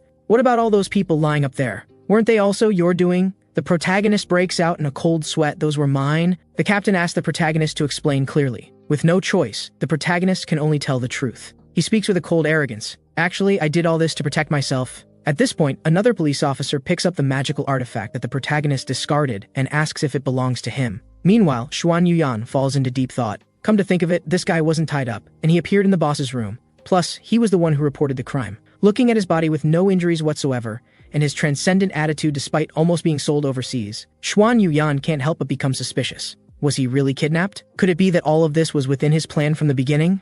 After emergency handling, the human trafficking incident concludes. As a hostage, the protagonist successfully puts the entire organization behind bars. At the same time, he also gains a substantial reward, a free B-class sleep-inducing magical artifact. The reason is that the police don't know the effect of this item, and mistakenly identify the protagonist as its owner. This type of magical artifact is rare, and it can be recharged and used. The protagonist is very satisfied with this. Although due to Jiang Changhao's escape, he had to face the police's paperwork alone, it was all worth it. The only slight regret is that this thing only works on humans, not animals or monsters. Just then, with a beeping sound, the protagonist excitedly turns around to see green steam rising from a kettle. He hurriedly goes to turn off the gas stove. Then, with an excited heart, he pours the boiling water directly into a cup. Success. What a perfect color. He carefully admires his work. Who would have thought that on this remote planet he could still create this? He truly is a once-in-a-generation prodigy. It turns out this green substance is a mana amplifier. Drinking it temporarily increases magical power. Just like a lighter's flint, it can provide the initial energy. The protagonist lifts the cup and drinks it all at once. Then he carefully feels the changes in his body. Good. His breathing is smooth.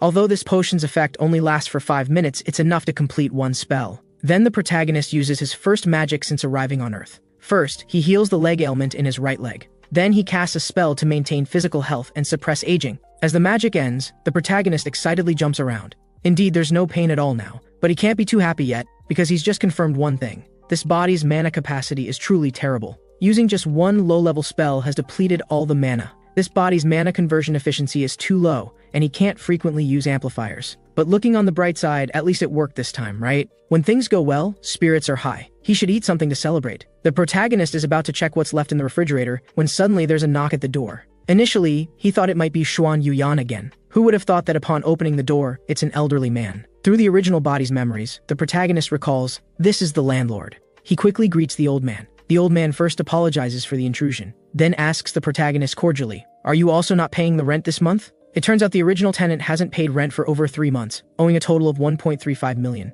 If you add water, electricity, property fees, and other miscellaneous costs, it's at least 2 million. Despite this, the old man still lets the protagonist stay until the end of the month, only moving out if he truly can't pay. Never in his life has he met such a good landlord. Once, he was fortunate enough to encounter a landlord who refunded the full deposit, which was already almost moving. After seeing off the elderly landlord, the protagonist returns to his room with a worried expression. This is bad, he's about to become homeless. There are only 14 days left until the end of the month. Is there any way to make money? Preferably something buried in the ground that someone forgot to dig up. Thinking about this, a flash of inspiration suddenly hits the protagonist. He lunges for his phone. That's right, there's still that. Then he makes a call to Jiang Changhao. He wants to get his compensation back. Jiang Changhao, who is enjoying a big meal, receives the protagonist's call and takes a good while to recall the traffic accident. Then without much fuss, he directly asks the protagonist how much money he needs. Hearing this, the protagonist checks online and sees someone suggesting to start by asking for 3 million. Thinking further, he needs 2 million, and the other person still owes him quite a bit, so asking for more shouldn't be a problem, right? After not hearing a reply for a while, Jiang Changhao says, if you don't speak, I'm hanging up. Hearing this, the protagonist nervously asks, is 3 million okay? At this moment, Jiang Changhao feels underestimated. You're actually asking me if 3 million is okay? After hanging up, he immediately transfers 3 million to the other party. The protagonist excitedly looks at the transaction notification. He can't believe he obtained such a large sum of money so easily. But soon he calms down, because after solving the rent issue, there's not much left. Thinking about this, tears inadvertently flow from the corners of the protagonist's eyes. Is there any way for an ordinary person to make money quickly? Just then, a phone call comes in. The protagonist sees it's from Runsheng. Thinking that he hasn't thanked him for his help earlier, could it be that he's contacting me first out of concern? The protagonist is about to answer the call when he suddenly thinks of something important. It seems like an A-class hunter's next dungeon could earn tens of billions, right? Thinking of this money-making method, the protagonist decisively arranges to meet with Runsheng. First, he thanks Runsheng for contacting Xuan Yuyan to save his life. As a thank you, the protagonist offers to treat Runsheng to a meal. Hearing that his big brother is treating him, Runsheng is excited but only orders a cup of coffee to save the protagonist's money. The protagonist outwardly agrees but inwardly curses. This is even worse than eating with me. Just smelling coffee makes him want to vomit now. Then Runsheng orders an iced coffee, while the protagonist asks for a latte. And he emphasizes strongly, just a latte, no coffee, don't add anything with coffee flavor. And Runsheng listens with confusion. The waiter breaks out in a cold sweat and says he'll try his best. The protagonist doesn't understand the strange reactions from the two around him. What's wrong? Have I exposed my alien side? In the end, the protagonist gets his coffee-free latte as desired. The two first engage in small talk to liven up the atmosphere, then the protagonist gets straight to the point. Runsheng, you seem to only be suppressing dungeon riots lately. Besides the few times with me, how long has it been since you entered a space gate? Hearing this, Runsheng begins to stammer, unable to speak clearly. The protagonist looks at him seriously. As I thought, are you afraid to enter space gates? And Runsheng's response is as expected. He can't go into dungeons for now. The protagonist can understand this well. After all, suddenly encountering high-level monsters, then experiencing betrayal from companions, that brush with death and its terror, is truly too cruel for a college student just over 20 years old. But Runsheng, you can't always follow me, an F-class hunter. The protagonist looks at him solemnly. You'll eventually need to form your own team, or prepare to become a lone wolf, right? Hearing the protagonist's words, and Runsheng's expression immediately drops. He thought the protagonist wanted to abandon him. However, the protagonist isn't a fool. How could he push away a free powerhouse? He takes a sip of his coffee-free latte and continues. If you're willing, I want to train you. I can guide you in using magic and skills. What do you think? Hearing this, Runsheng immediately becomes excited. Is this true? I'd be delighted. Seeing how easily the big fish has taken the bait, the protagonist is inwardly excited. I truly am a genius. Since the decision is made, they immediately begin looking for a suitable dungeon. The D-class dungeon Ancient Roman Temple, not far from the coffee shop, is the best choice. Because the drop rate is very low, it's an unpopular dungeon. But for this very reason, it's perfect for training. Before formally beginning, the protagonist asks Enrunsheng to demonstrate his main skills first. Hearing this, Enrunsheng first calms his nerves. Then he uses his main ability, Guardian Shield. This is a defense completely made of magical power. The more magical power consumed, the stronger the defense. Enrunsheng carefully asks the protagonist how it looks. The protagonist stares at the shield in silence for a moment, then poses a question: why does it only protect the front?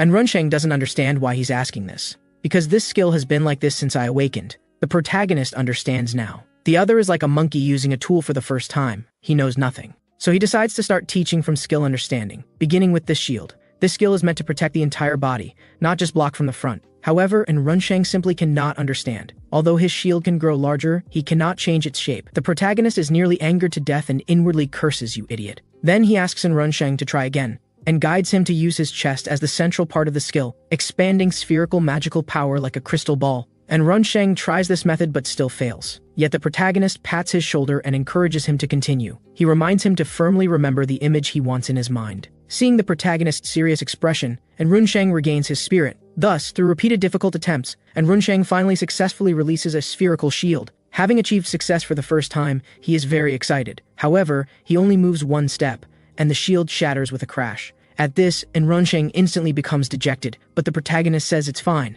Because once you succeed once, all that's left is to raise your proficiency. Enrunsheng is very grateful for the protagonist's help.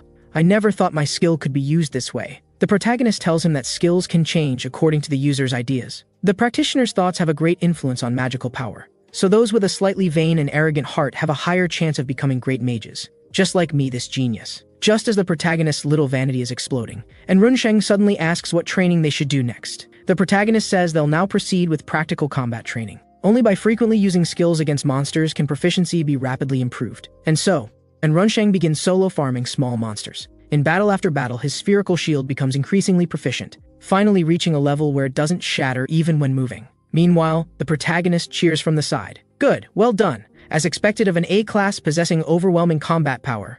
Besides this, the protagonist has something more important to do. That is, picking up dropped crystal equipment. These can all be sold for money, using skill training as an excuse to pick up the loot dropped from monsters killed by the A-class hunter. Alias, stealing someone else's spoils of war. This is the meaning of teaching. In no time, the protagonist has collected a bag full of magic crystals. These are enough for a month's living expenses. Compared to directly borrowing money from Enrunsheng or repeatedly asking him to help kill monsters, this method is clearly better. Otherwise, if the A-class hunter becomes unhappy, wouldn't he be finished? After secretly collecting all the equipment, the protagonist asks Enrunsheng how he's doing and if he's grasped the essentials. However, Enrunsheng's reaction makes the protagonist feel a bit strange. The protagonist is quite nervous about this. Has he discovered my little trick? But he didn't know that Enrunsheng's inner thoughts were surging in his life. Enrunsheng has never felt a sense of awe. Whether it was his academic teachers or celebrities praised on TV, he only slightly marveled. So there are such impressive people in the world. But today, Enrunsheng finally understands the meaning of this word. This is simply incomprehensible. Just by watching his skill once, he deduced its hidden usage. And his teaching is as natural as breathing.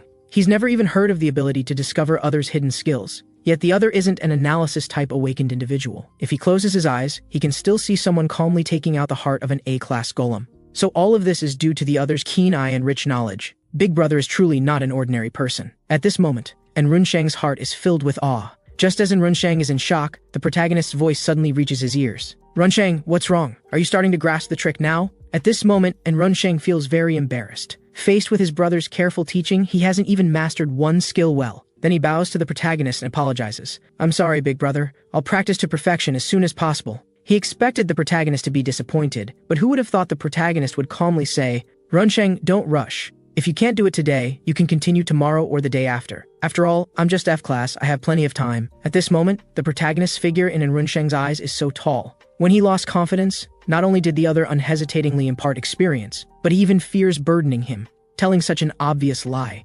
Enrunsheng secretly vows to repay this kindness. Then he asks the protagonist if there's anything he wants or needs Enrunsheng to do. Hearing this, the protagonist breaks out in a cold sweat and says there really isn't anything. This response is within Enrunsheng's expectations. His big brother is just that selfless. He wouldn't be like those people in modern society who are moved by a little money. When he first awakened with A-class ability, he thought he could handle anything well. Only now does he realize how naive he was. Understanding this, Enrunsheng no longer forces himself. "Let's just follow what Big Brother said today." Then he happily said to the protagonist, "Let's go back, Big Brother." At this point, he's made up his mind. He must train hard. One day, he will help his big brother. Unlike in Runsheng, who has completed his self-development, the protagonist is filled with unease. Why did he ask if I wanted anything? Has he noticed something? But judging by his reaction, he seems to have no interest in these things. Perhaps for an A-class hunter, these are simply not worth mentioning. If that's the case, can we enter higher-level space gates next? Just thinking about this makes the protagonist excited. Besides, today's harvest is already enough for the upcoming rent. With an anticipating heart, he prepares to go back and treat himself to something good. This good mood lasts until after the two exit the space gate, because an unexpected person appears before them. The protagonist doesn't understand why Xuan Yuyan would appear here. Xuan Yuyan first looks at her watch and then speaks. Hello, Hunter and Runsheng. You came out quite late just for a D-class space gate. Originally, she came here to notify an Runsheng about something, but now there's a problem. She looks seriously at the protagonist. Why isn't F-rank like you appearing here? You were just under investigation for falsely reporting your rank, and as soon as you're cleared of suspicion, you illegally enter a spatial gate. Caught red-handed, the protagonist breaks into a cold sweat. Damn, he's been caught at the entrance. He quickly explains that he entered the spatial gate as a porter to help in Runsheng collect items, while in Runsheng also vouches for him. But Xuan Yuyan doesn't believe a word of it. Stop making excuses. How much can that backpack of yours actually hold? Of course, and Runsheng doesn't escape a lecture either. Helping a hunter illegally enter a spatial gate is also against the law. Although this is exactly what happened, the protagonist still tries to argue. He points out that the association hasn't placed any restrictions on porters, but Xuan Yuyan shows no mercy. That's because those rules are designed for real porters, not for people looking to exploit loopholes. She looks sternly at the protagonist. Don't you understand that this kind of behavior only invites more suspicion? You have to know that ordinary F-rank hunters don't casually break the rules because they value their lives. This disregard for rank classification inevitably raises questions. Xuan Yuyan tells them to cooperate.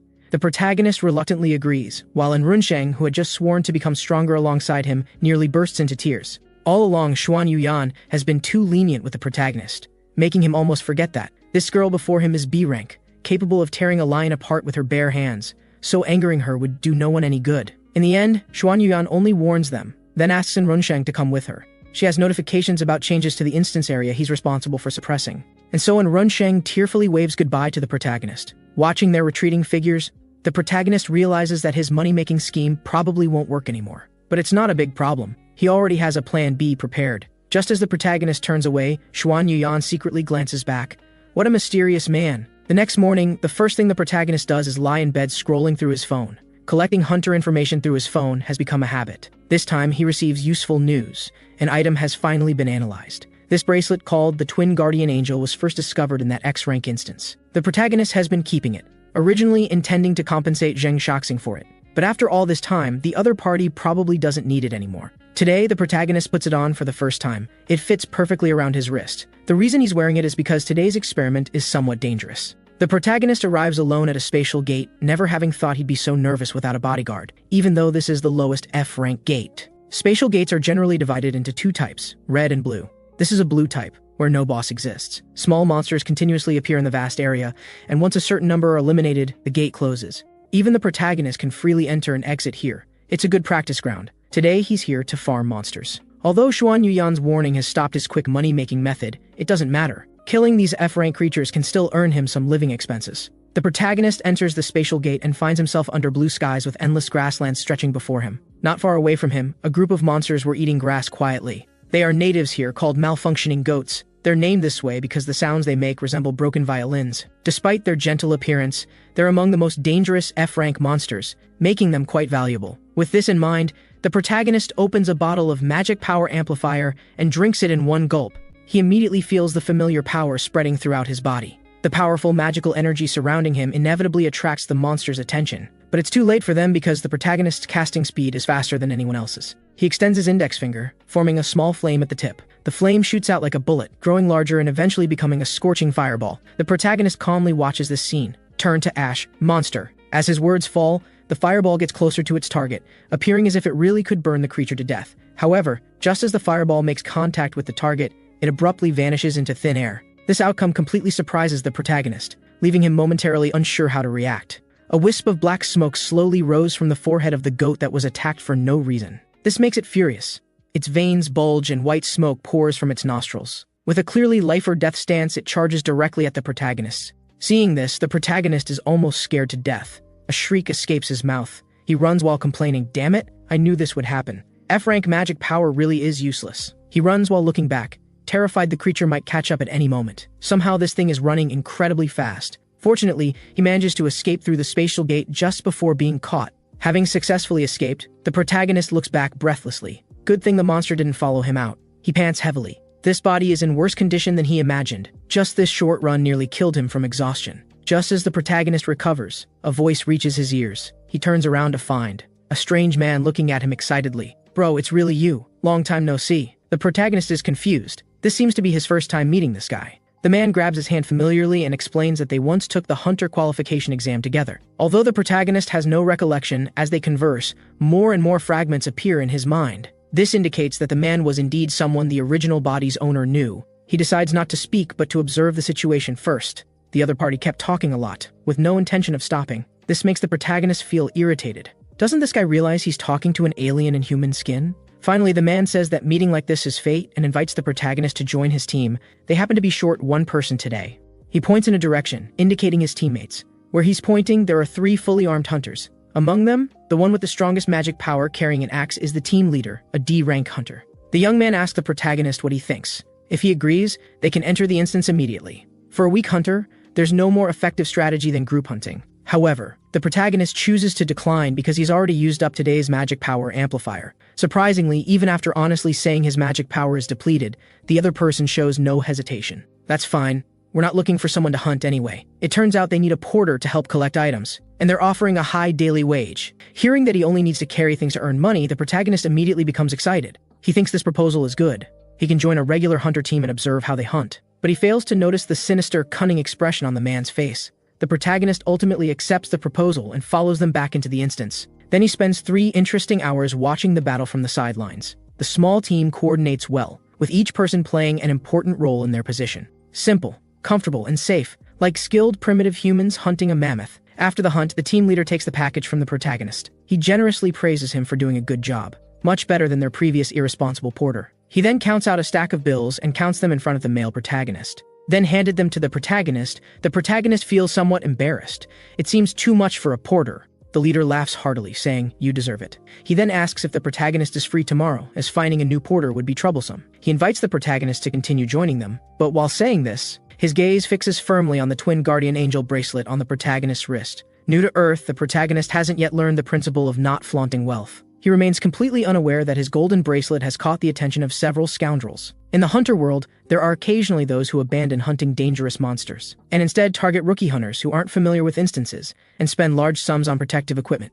The way they hunt their own kind resembles frogs, so calling them frogs couldn't be more appropriate. Even more disgusting is that they don't just rob equipment. Many take pleasure in killing. The protagonist has undoubtedly been targeted by such a group.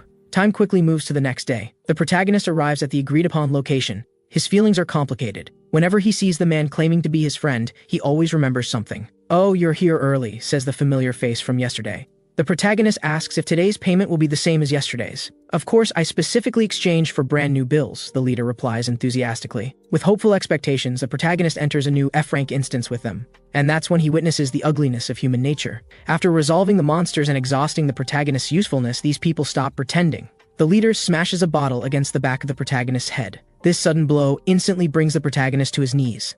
At this point, the protagonist still doesn't understand what's happening. Do these damn earthlings all like hitting their own kind? Seeing that the protagonist hasn't passed out from this blow, the hunters aren't in a hurry. The liquid in the bottle is a strong sedative. Just a few more seconds and it should take effect. But they miscalculated. As a former Grand Archmage, the protagonist is immune to sedative mental attacks. After some time passes and the target still hasn't fallen unconscious, the hunting team finally realizes something's wrong. Faced with this situation, the protagonist chooses the 36th stratagem: retreat is the best option. While the group is still trying to process what's happening, he immediately gets up and runs. Although the protagonist successfully gains the initiative, he is ultimately just an ordinary person. He's quickly caught by a vine and suspended in midair. The one who made this move is the black-haired young man who claimed to be his good friend. When the protagonist lands again, a huge axe appears before him. Seeing this, he instinctively raises both hands and asks why they're doing this. Then he notices that everyone is staring at his left hand. The protagonist looks helplessly at the twin guardian angel on his wrist. "Don't tell me." Next, he waves his hand to the left. Sure enough, everyone sways to the left. Then he waves to the right, and everyone follows to the right. Fine, I get it. So it's all because of this bracelet. This bracelet can block any attack twice, even from S-rank monsters. Equipment meant to protect himself has instead brought disaster. Of course, he can't hand it over because they would certainly destroy all evidence. So facing their threats, the protagonist chooses to refuse. Don't move, or I'll use up its 2 defense charges. Once used up, it will lose its magical effect and become an ordinary accessory. However, these words not only fail to work, but actually enrage the D-rank hunter. He puts down his axe and kicks the protagonist flying. Are you joking? A mere Frank like you trying to use such an item?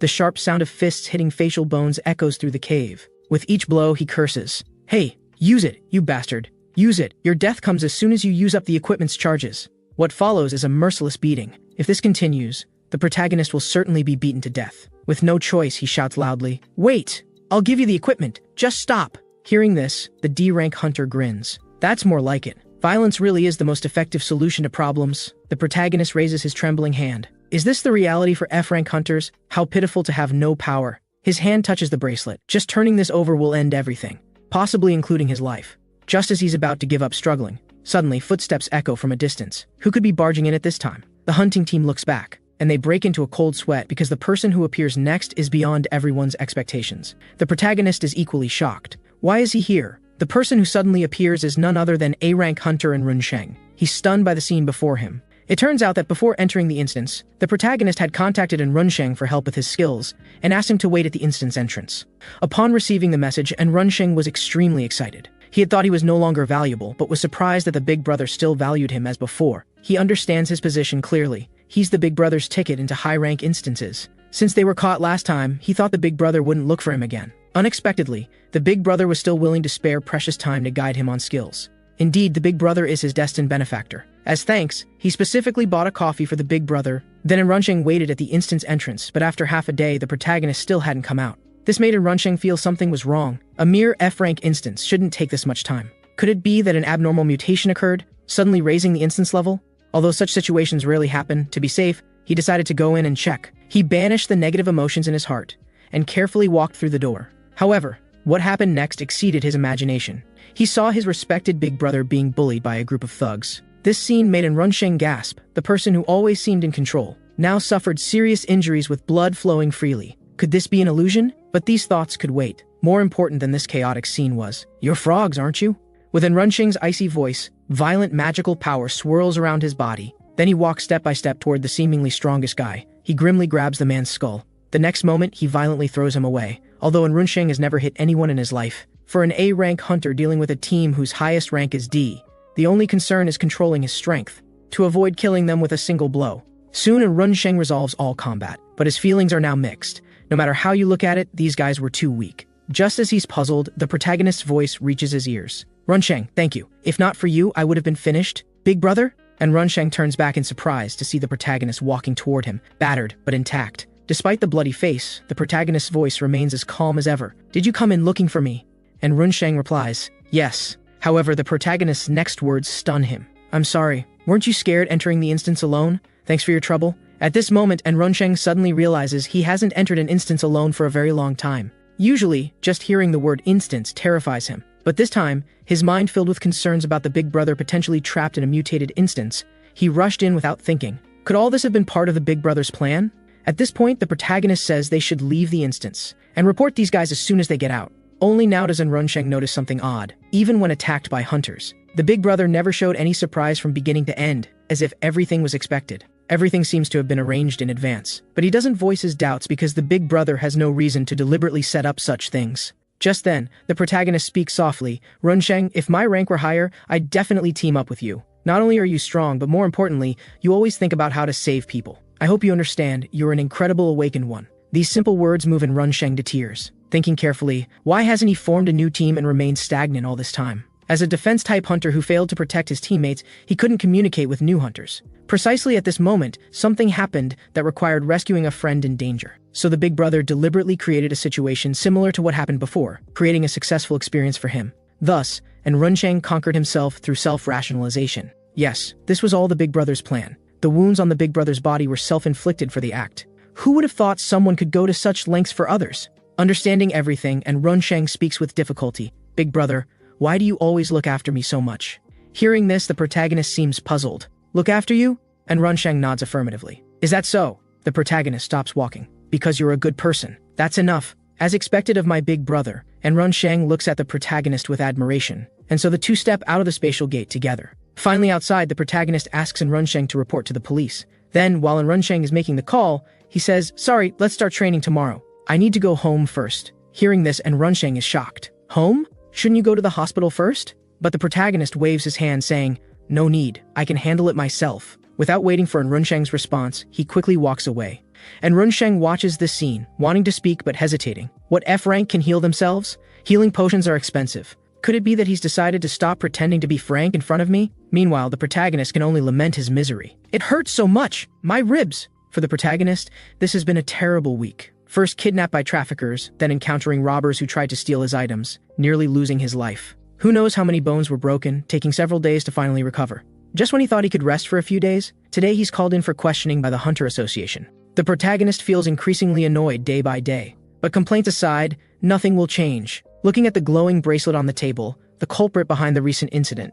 Through investigation, the protagonist discovered it's worth billions. However, for some reason, he lacks the resolve to sell it immediately. After all, being able to nullify any attack twice, who knows when this might become crucial for survival? Especially for someone magically inept like him, who can barely withstand even slightly stronger attacks. So it's best to carry it inconspicuously from now on.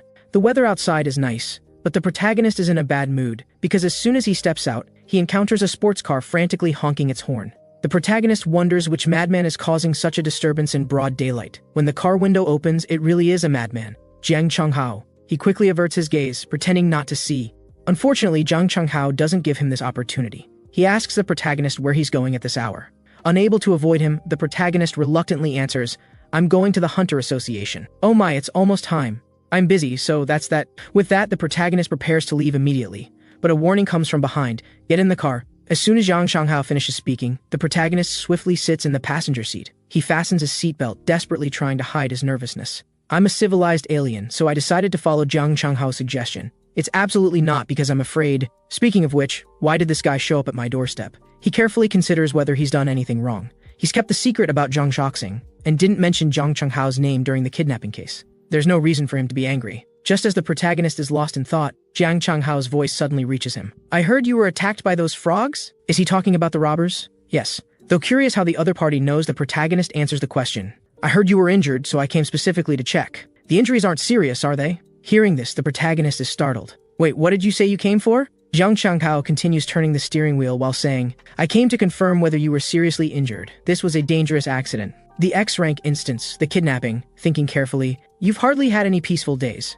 I'm starting to wonder if you're enjoying this exciting life." Then Jiang Chenghao mentions he's brought a gift and tells the protagonist to open the storage box to see. Receiving gifts is always exciting, so the protagonist has no reason to refuse. Opening the box, he finds a crystal bottle containing liquid. Jiang Chenghao explains, "This is a recovery potion. Although you don't seem to need it since I brought it, it's yours." The protagonist examines the bottle carefully. "So this is Earth's healing potion? I see." Hearing he was injured, he specifically chose this item. Similar things happen in his homeland. When his tentacles are injured, friends bring recovery potions, just like children with fevers receive antipyretics. Receiving such friendly treatment on Earth is truly unexpected. "Thank you. I'll make good use of it." Seeing the protagonist accept it, Jiang Chenghao smiles. "It's just a small thing. No need to be so surprised." The protagonist simply hadn't expected someone like him to do good deeds. It's truly surprising. But he won't take this medicine. Who knows what strange ingredients it might contain. Better to take it back and study it first. Just then, with a screech, the car stops. Jiang Chenghao looks at the protagonist and says, "We're here. Get out." The protagonist is startled by this sudden command. He looks around and realizes they're at a familiar building, the entrance to the Hunter Association. It seems this Earthling has brought him to his destination. Though not quite understanding the situation, if he says get out, then get out. The protagonist expresses his gratitude to Jiang Chenghao, then asks a question that's been puzzling him. "Why do you take such care of me?" Meanwhile, he silently thinks, "He even threatened to kill me if I didn't provide false testimony." Hearing this question, Jiang Chenghao grins. "Actually, I'm interested in developing hunters, and you're one of the most promising. So unless absolutely necessary, I don't want to harm you. You understand what I mean?" The protagonist guesses he probably wants him to continue keeping the Zhang Shaoxing matter confidential, so he nods to indicate understanding. "Very good, now hurry along. Just say you were late because you spent too long bathing." Jiang Chenghao leaves this short tease before driving away. Talent development? For the sake of developing talent, not only crushing organizations that kidnap awakened ones, but immediately rushing over with medicine when hearing someone's injured? A true patriot indeed. Although he wants to say this, the reality is certainly not so simple. Because an awakened one who can kill their own kind without hesitation could hardly possess such a sense of justice. The protagonist contemplates the healing potion, sinking into thought. Why would Jiang Changhao be interested in an F rank like him? However, this confusing question is suddenly resolved one day. That day, like usual, he was absorbed in browsing the internet. Then he discovered a skill, ambition, a positive word. But after reading the skill description, the protagonist couldn't be happy at all. It's a skill that kills stronger people to steal their abilities. Really, who would give such a terrible ability such a name? And at this time, the first person the protagonist thought of was Jiang Changhao. Carefully recalling what Jiang Changhao has done, first, Jiang Changhao once offered to support his hunter activities. Second, Jiang Changhao was sensitive about promising awakened ones going overseas. Third, Jiang Changhao once warned him not to die.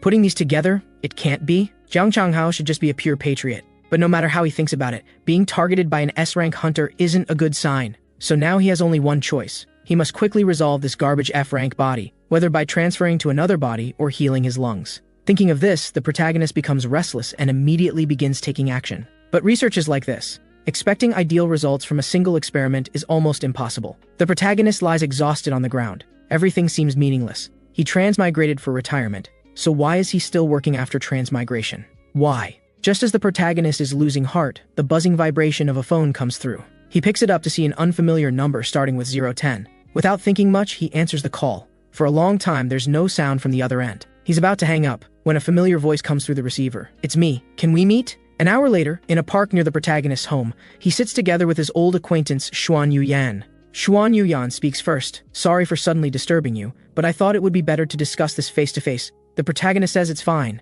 Although association contacts usually bring nothing good, the protagonist owes Xuan Yuyan a favor, so he should at least hear what she has to say. Xuan Yuyan sits somewhat awkwardly on the steps and says, I need your analysis skills. Can you help for a while? About 2 weeks. The protagonist asks if she needs something identified. Xuan Yuyan explains it's not that. She's working with the police investigating a case. The criminals left traces in an instance, but they can't decipher them. They've already invited national-level analysts to investigate, but with no results. In fact, all the powerful analysts are with overseas companies or major guilds, and the remaining ones are of varying quality. Among the analysts Xuan Yuyan knows, only the protagonist has no guild affiliation and has cleared the Magic Tower maze. Then she apologizes nervously, saying they can't offer much compensation. For an analyst, it's almost like working for free. Even Xuan Yuyan saying this makes the protagonist wonder just how little it is. Won't it even cover the cost of a meal? I know this request is unreasonable, but can you help me? I've helped you once too. However, before finishing, Xuan Yuyan takes back her words. No, forget what I just said. The protagonist is confused by this, as he indeed owes her a favor. Xuan Yuyan explains that saving people is her duty. She shouldn't use favors as leverage, so she's willing to pay out of her own pocket to ask for the protagonist's help with the investigation. What's wrong with being a bit thick-skinned at times like these? It seems Xuan Yuyan is a person with considerable conscience. But the protagonist has a question. Because of her tracking skills, Xuan Yuyan often cooperates with the police.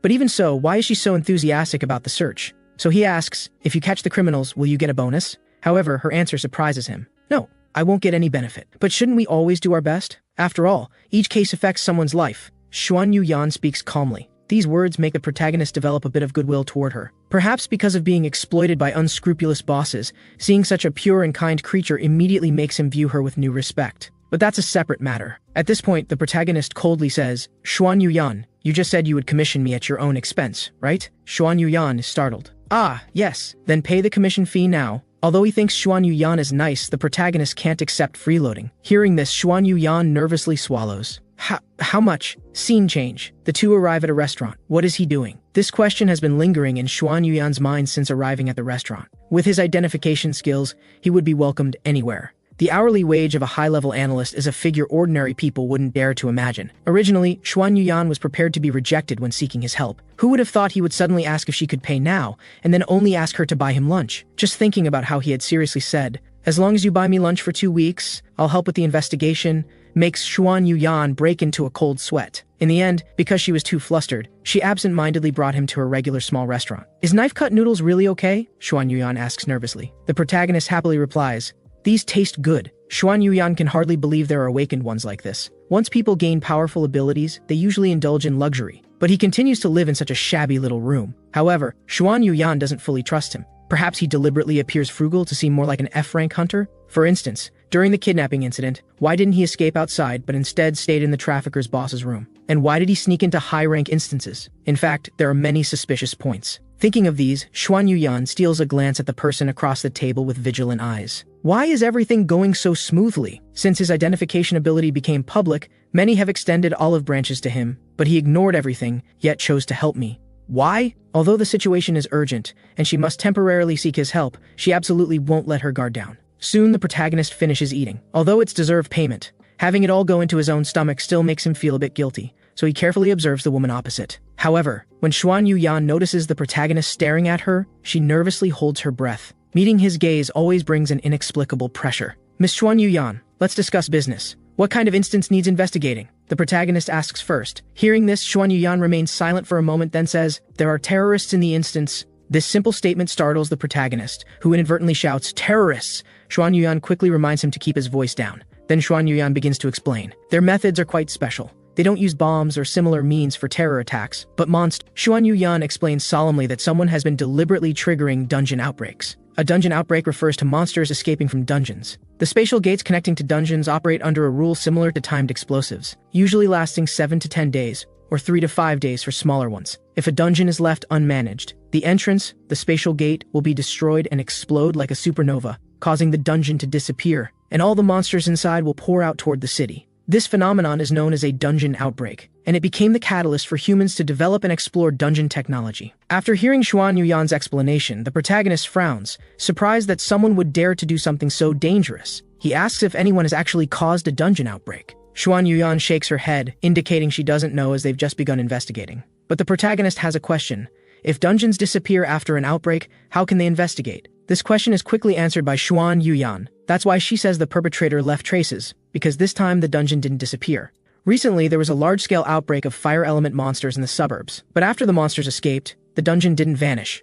A few days later, the protagonist arrives at a red spatial gate, which is the location Xuan Yuyan commissioned him to investigate. At the appointed time, Xuan Yuyan appears punctually with someone else. Xuan Yuyan tells the protagonist that this person will be going in with him as the supervisor. The protagonist curiously asks Xuan Yuyan about herself. She explains that she'll be waiting outside, as she's just a support with little combat ability. Xuan Yuyan informs the protagonist that this is a B-class dungeon, but there are no monsters left inside, so they can investigate safely. As the protagonist looks at the spatial gate, he can't help but feel a subtle sense of incongruity. Several hours later, after sweating through efforts in a lava zone, the protagonist finally achieves some results. After completing the investigation, the two exit the sweltering dungeon. Before Xuan Yuyan can ask about his findings, the protagonist hurriedly asks her for water. After emptying several bottles, he finally feels alive again. Xuan Yuyan, with cold sweat on her face, asks what he discovered. The protagonist's first words are, "I have bad news for you. We probably won't be able to identify the perpetrator." Hearing this, Xuan Yuyan is startled and asks why. Because there are no clues to confirm identity, and the dungeon shows no signs of human manipulation. However, he found something strange. Pointing to the spatial gate behind him, he explains, "This is a channel forcibly twisted open by an awakened one." Hearing this, Xuan Yuyan widens her eyes in surprise. If it's a forcibly open channel, so this is a fake exit? To summarize simply, the terrorist can open new entrances and exits in dungeons, while also knowing how to close the original channels. Xuan Yuyan wonders why anyone would do such a thing. Perhaps for dungeon outbreaks? The protagonist indicates that's probably not the case. Through analyzing the dungeon, the protagonist has thought of several methods to trigger dungeon outbreaks, so he can responsibly say that the number of channels has nothing to do with the dungeon. At this point, the protagonist remembers something. Xuan Yuyan, you said this strange dungeon isn't the first, right? Xuan Yuyan explains while stroking her chin, this situation has occurred 3 times this year, with dungeons suddenly exploding before their time. Previous crimes left no evidence, but this time they deliberately left an empty dungeon to attract attention. What could be the purpose? Xuan Yuyan speculates that perhaps this time's criminal is not the same as those in previous cases. Although this guess is reasonable, it remains just speculation. Don't enter this dungeon again in the future, the protagonist warns Xuan Yuyan, pointing at the spatial gate surrounded by police tape. Xuan Yuyan doesn't understand why. The protagonist explains that this fake channel is highly unstable and will disappear within a day. Hearing this, Xuan Yuyan turns pale. Their only clue is about to vanish. The protagonist looks gravely at the spatial gate, realizing they must quickly find new clues. Soon after, the dungeon the protagonist warned Xuan Yuyan about indeed vanishes from the world. Thus, they lose their only lead to track the perpetrator. From that day on, the terror incidents also abruptly cease, and communication between the protagonist and Xuan Yuyan gradually diminishes. The bored protagonist stays at home scrolling through his phone. Recently, everyone is discussing one topic, a series of disappearances in Enping district with 7 victims, all ordinary people without magical power. Who would do this? Just as the protagonist ponders, A phone call suddenly rings. It's from Xuan Yuyan. The protagonist answers without hesitation, followed by a normal conversation. The call isn't long. Xuan Yuyan always likes to convey information clearly and concisely. The bad news is that with the Yinping district disappearance case unfolding, Xuan Yuyan, with her search skills, has been appointed as an investigator, and the protagonist, who signed a 2-week contract with her, is now dragged into this matter.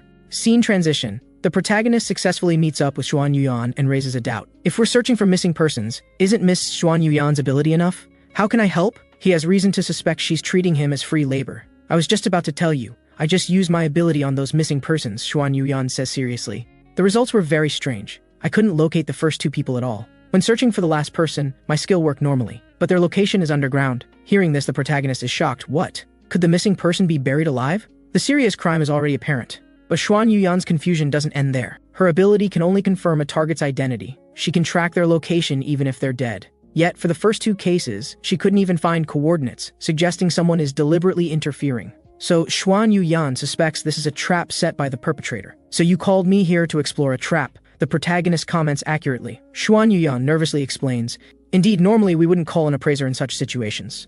I just thought having an active hunter would be safer. Hearing this, the protagonist almost laughs out loud. Active? I'm already an antique. Xuan Yuyan seems to hear the protagonist mumbling and asks, What did you say? The protagonist naturally changes the subject, saying it's nothing, as complaining to her wouldn't help anyway. Thus, they continue searching for the missing persons. Soon, Xuan Yuyan stops walking. Everyone, it's right here. The missing person is beneath our feet. If a missing person buried underground is motionless, there's only one possibility. Everyone falls into a brief silence. Quickly, this area is cordoned off. The police officers who were investigating separately all gather here. Then the police supervisor arranges one group to search the surroundings and another to start digging. Xuan Yuyan tells the protagonist to patrol the surroundings with her. Perhaps there might be more clues in the mountain. The protagonist asks curiously, don't you need to supervise the scene? My task is already complete. I've used up today's quota for my tracking ability. Xuan Yuyan explains, then gives a bitter smile. After tracking 3 times, I'm just a useless empty shell. An empty shell? The protagonist doesn't respond much to this statement. Nevertheless, the conversation continues. By the way, please tell me immediately if you find anything dangerous nearby. Although the protagonist is already scanning, he still nods, saying, there are no magical traps in this area. Xuan Yuyan laughs and says that's good. However, the next moment, she seems to notice something. She suddenly stops walking and says, Jinjili Hunter, please wait a moment. Hearing Xuan Yuyan's voice, the protagonist looks up. What? Xuan Yuyan points in a direction. See over there?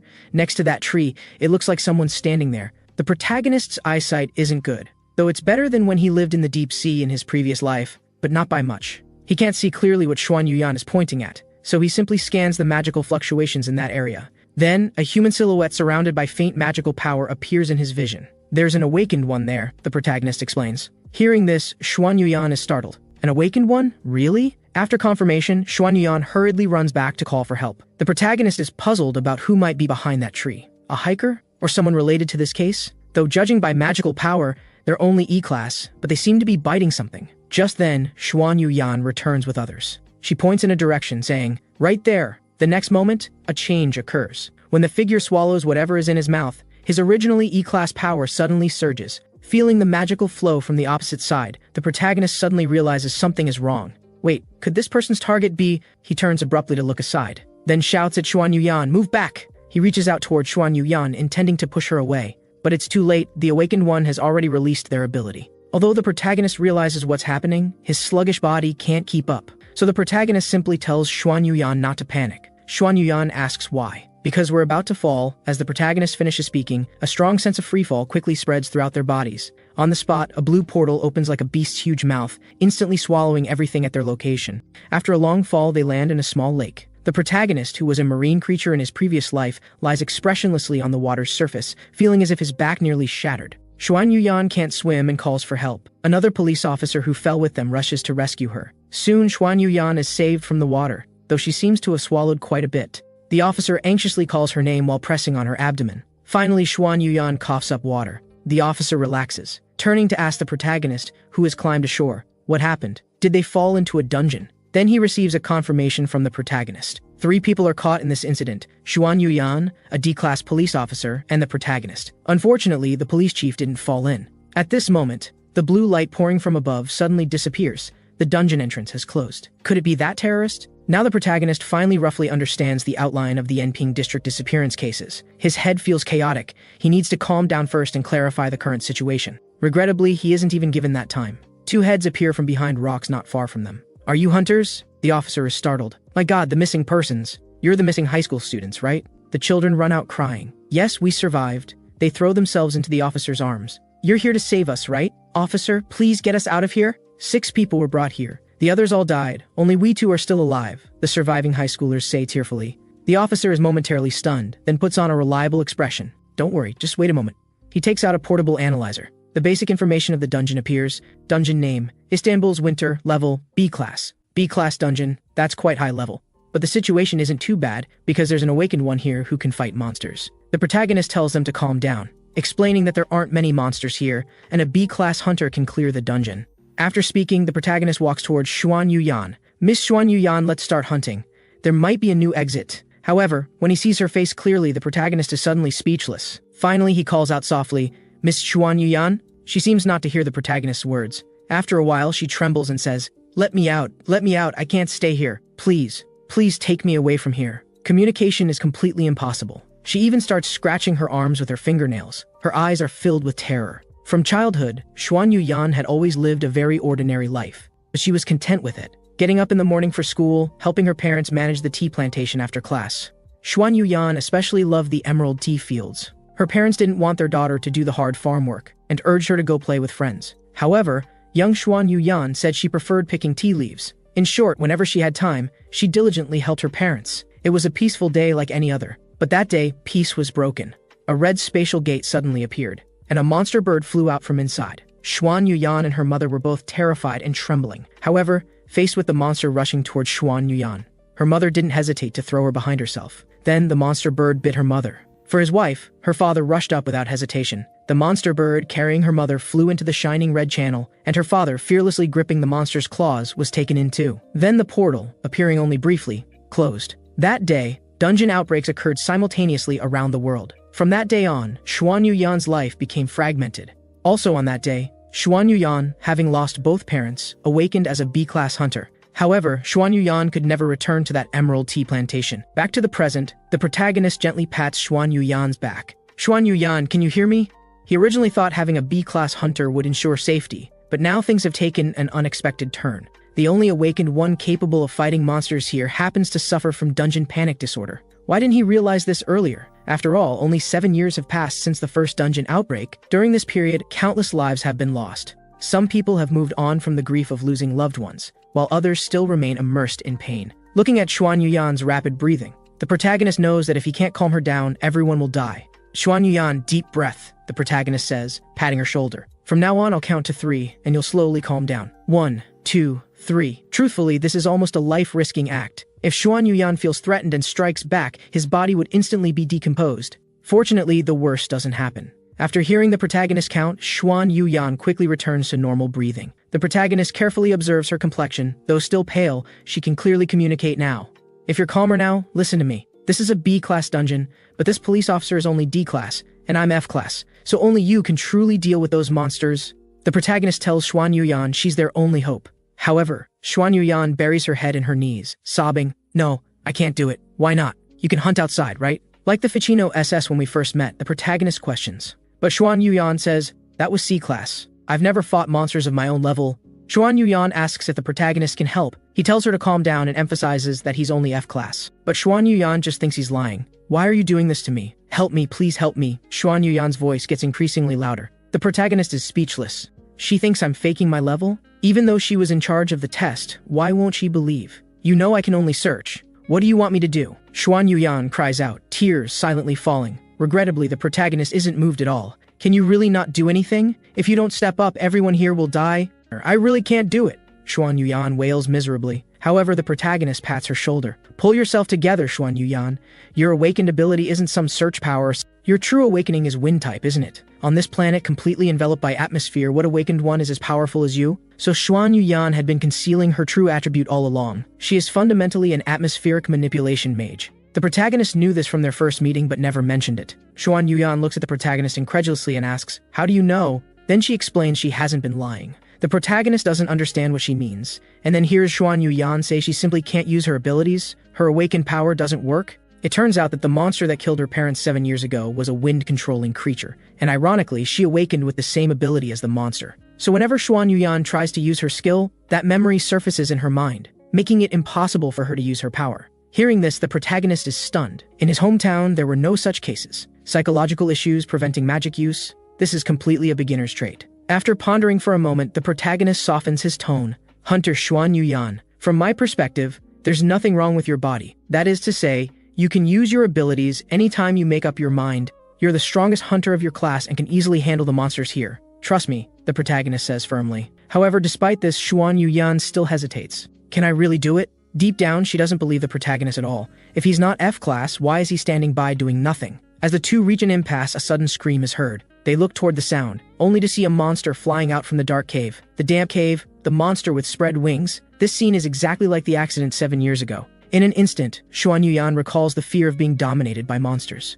She's so scared that she trembles all over, unable to move. Miss Xuan Yuyan, run away! The protagonist shouts at Xuan Yuyan. Seeing no response from her, the protagonist finally chooses to give up. Those who are meant to live will survive anyway. But the problem is this monster's behavioral pattern. Why ignore the people standing still, yet specifically target him? To make matters worse, the protagonist trips over a rock and falls. Then the monster catches up to him and assumes an attacking posture. Finally, trapped in a desperate situation, the protagonist shouts, Hunter Xuan Yuyan, help me! But Xuan Yuyan, gripped by panic, doesn't hear his voice. However, the following scene jolts her awake. Her mind, trapped in chaos, is brutally pulled back to reality. Blood splatters in the air as the flying monster's tail pierces the man's shoulder like a hook. Even from a distance, the sound of shoulder blade cracking is clearly audible. At this moment, a strong thought flashes in Xuan Yuyan's mind. What's happening? Could it be that he wasn't hiding his level and really is just an F-class weakling? Confusion suddenly strikes. What should I do? If this continues, that monster will escape with its prey, drag it into the deep cave and kill him cruelly, just like how her loved ones died. That terrible scene from that day once again overlaps with reality. At this moment, her heart suddenly erupts in sharp pain. Enough! Xuan Yuyan angrily shouts. With her roar, a gust of wind rises from nowhere. It's Xuan Yuyan unconsciously releasing magic due to the huge impact of the scene before her. That's the power she wanted to use to protect her parents 7 years ago. The airflow transforms into blades, effortlessly tearing through the B-class monster's steel-like body as if cutting paper. Xuan Yuyan kills the B-class monster with just a wave of her hand, but before she can rejoice, she immediately rushes forward because the protagonist is falling. Finally, Xuan Yuyan makes a fierce dash, catching the protagonist in a princess carry. Having successfully saved him, Xuan Yuyan heaves a sigh of relief. She places the protagonist on the ground, anxiously asking, "Are you okay? What should I do?" She frantically searches herself only to realize she doesn't have any recovery potion. However, the protagonist, who has just escaped death, first says, "Miss Xuan Yuyan, you just used your skill. I told you could do it. Thanks to you, I'm alive." Hearing this, Xuan Yuyan silently sheds tears. Reality is completely different from her daily nightmares. With this power, she can finally save others. Even in confusion, this fact leaves a deep impression in her heart. Just then, the police officer who fled with the two children returns. Seeing the protagonist's miserable state, he asks worriedly if he's alright. Xuan Yuyan immediately asks the officer if he has emergency tools. Unfortunately, the officer says he doesn't. The protagonist surveys the scene, then quietly sits up. The officer warns him not to move around, but the protagonist says it's fine, and asks everyone to step aside as he needs to take off his clothes to use recovery potion. He says he has recovery potion. Xuan Yuyan looks at the protagonist skeptically. With a hole in his body, yet showing such calmness, it seems excessive. Xuan Yuyan secretly suspects this person might be too severely injured and has lost his senses.